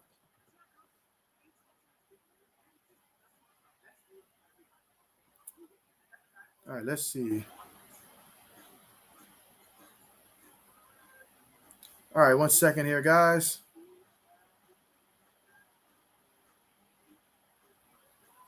But yeah, guys, I mean, what are we expecting to happen here in overtime? Are the Ravens going to come flat out here, score the touchdown to win? Are they going to go get a field goal? Then the Colts get an opportunity to try to match that?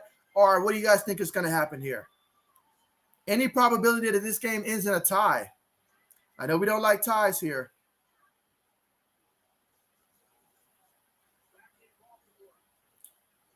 Ravens had a strong fourth quarter. I mean, a strong fourth quarter, scoring 16, outscoring the Colts 16-3, and they needed every point of it. 2 touchdowns, 2 2-point conversions. He's special out there. And his night's not done yet. Lamar Jackson's night is not done yet.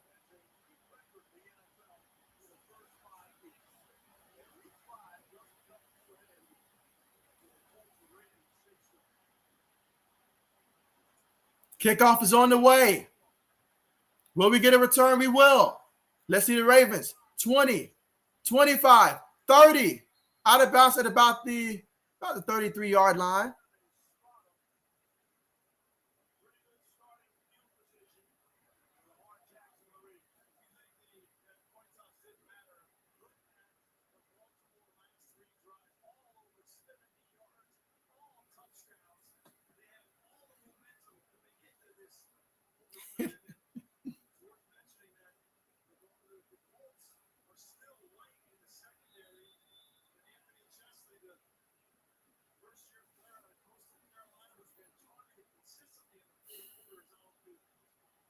All right, here we go. 1st and 10. No backs in the backfield. Okay, they motion the back towards closer to the line. Let's see. Jackson takes a snap. Colts send 4. Actually, they send 3. They drop a man. Jackson makes the first guy miss. Jackson looking. Jackson scramble. Jackson, he's got about 6 yards on the play.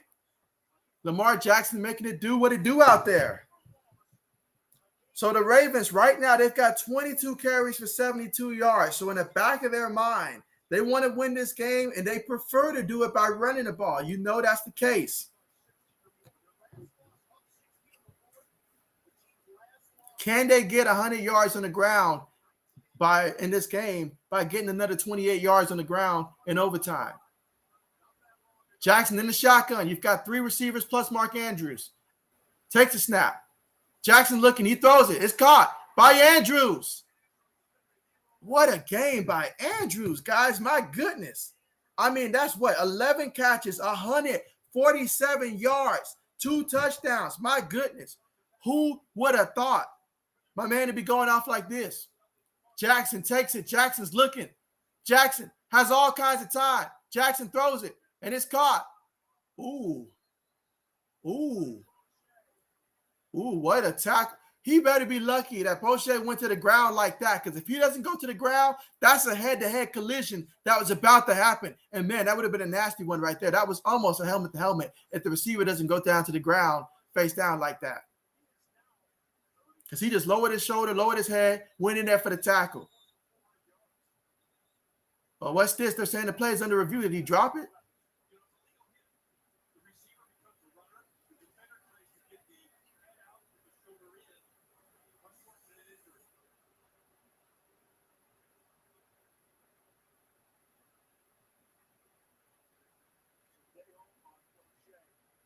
Oh yeah. Okay. Yeah. Absolutely. Yeah. They're not gonna let you get away with that.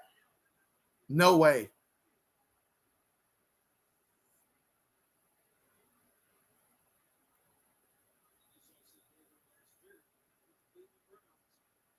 Definitely hoping that he's okay out there.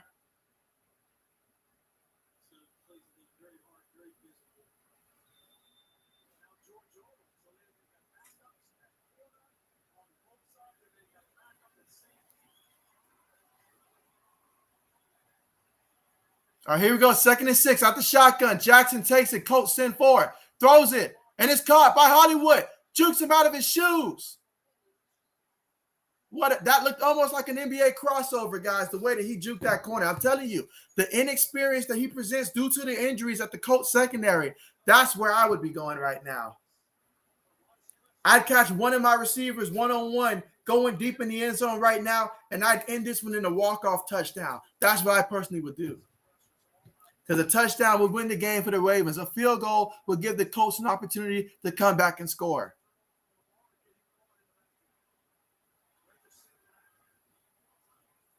Takes a snap, fakes it to the back. He throws it, and it's caught by the backup tight end.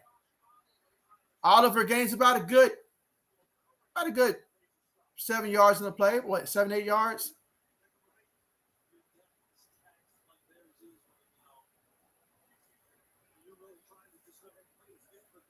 All right, here we go. 2nd and 3. 2nd and 3 out the shotgun formation. Takes a snap. Fakes it to Murray. He keeps it. Gets the first down. Takes it all the way to the 20-yard line. All right, if we get close to the goal line, I want to see the Ravens actually run the ball with their running backs because I just got to make sure that Lamar protects the ball and doesn't do anything in terms of like fumbling the ball or anything like that, like he's done a couple times to the goal line. So once we get close, I probably would prefer that he hands the ball to a back like either Latavius Murray or Tyson Williams. Meanwhile, he takes a snap. He's looking. He throws it to the back at the backfield. That is Latavius Murray. Takes it to the 12-yard line. Right now, they've got full control. Full control. I probably would go ahead and start running the ball with the backs, though. Let's go ahead and run the ball. I mean, that's what they love to do. Right now, as a team, they've got – how many yards rushing they got so far? Like 84? Man, what a game. It started off a little slow for the Ravens, but, man, when they showed up, they're ready. Takes a snap. Hands it to the back. That's Latavius Murray. He's got the first down and then some. That's about 6 yards. Takes it all the way to the Colts 7-yard line. So just 7 more yards, and we'll have a victory for the Baltimore Ravens. This is where you put it all on the line. You know Lamar's going to do everything he can within his power to win this one. He's got 437 yards in the air, 3 touchdown passes. He's 36 to 42 passing. What a game for Lamar. 14 carries, 62 yards. But yet, he needs probably a little bit more. Meanwhile, the Colts, they're going to call a timeout. They're going to call a timeout, probably talk as a team, do a team prayer, something. Hope for a miracle here. Hope for another fumble or something.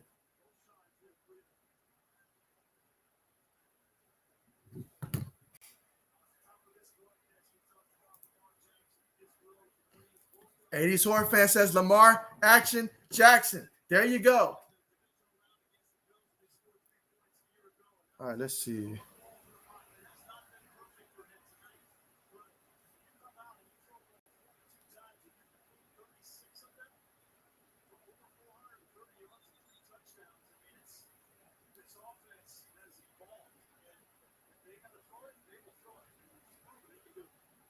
All right, so yeah, after that Indianapolis Colts timeout.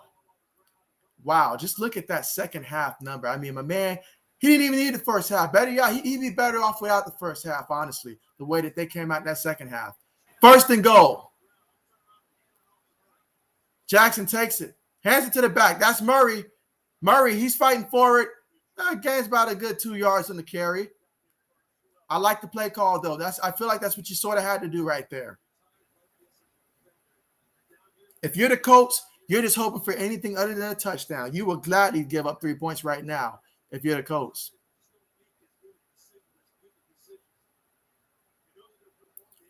And so I've been saying it all game long, though. I mean, you got to hit your receivers because they have the matchup advantage. Either that or Mark Andrews. But I think Hollywood's got the speed, so I'd probably look there first. If Andrews gets open, you know it's going there. But I'd probably be looking there. Let's see. Jackson takes a snap. He's looking. Colts send forward. He's looking. He throws. In the end zone. It's caught. Marquise Brown. Hollywood living up to the name tonight. Hollywood. What a play. Touchdown. Ravens win it. It's a wrap. It's done. That's all they wrote. This game is over. Baltimore for the touchdown. 31-25. And the Colts, they're heartbroken. They lost in heartbreaking fashion. They really, really, really needed this game, and they could not come up when they needed it due to some field goal problems. Wow. I mean, what a day for the Ravens. Marquise Brown, he had 9 receptions, 125 yards, and 2 touchdowns, averaged 14 yards a catch. Wow. Talk about a second half performance.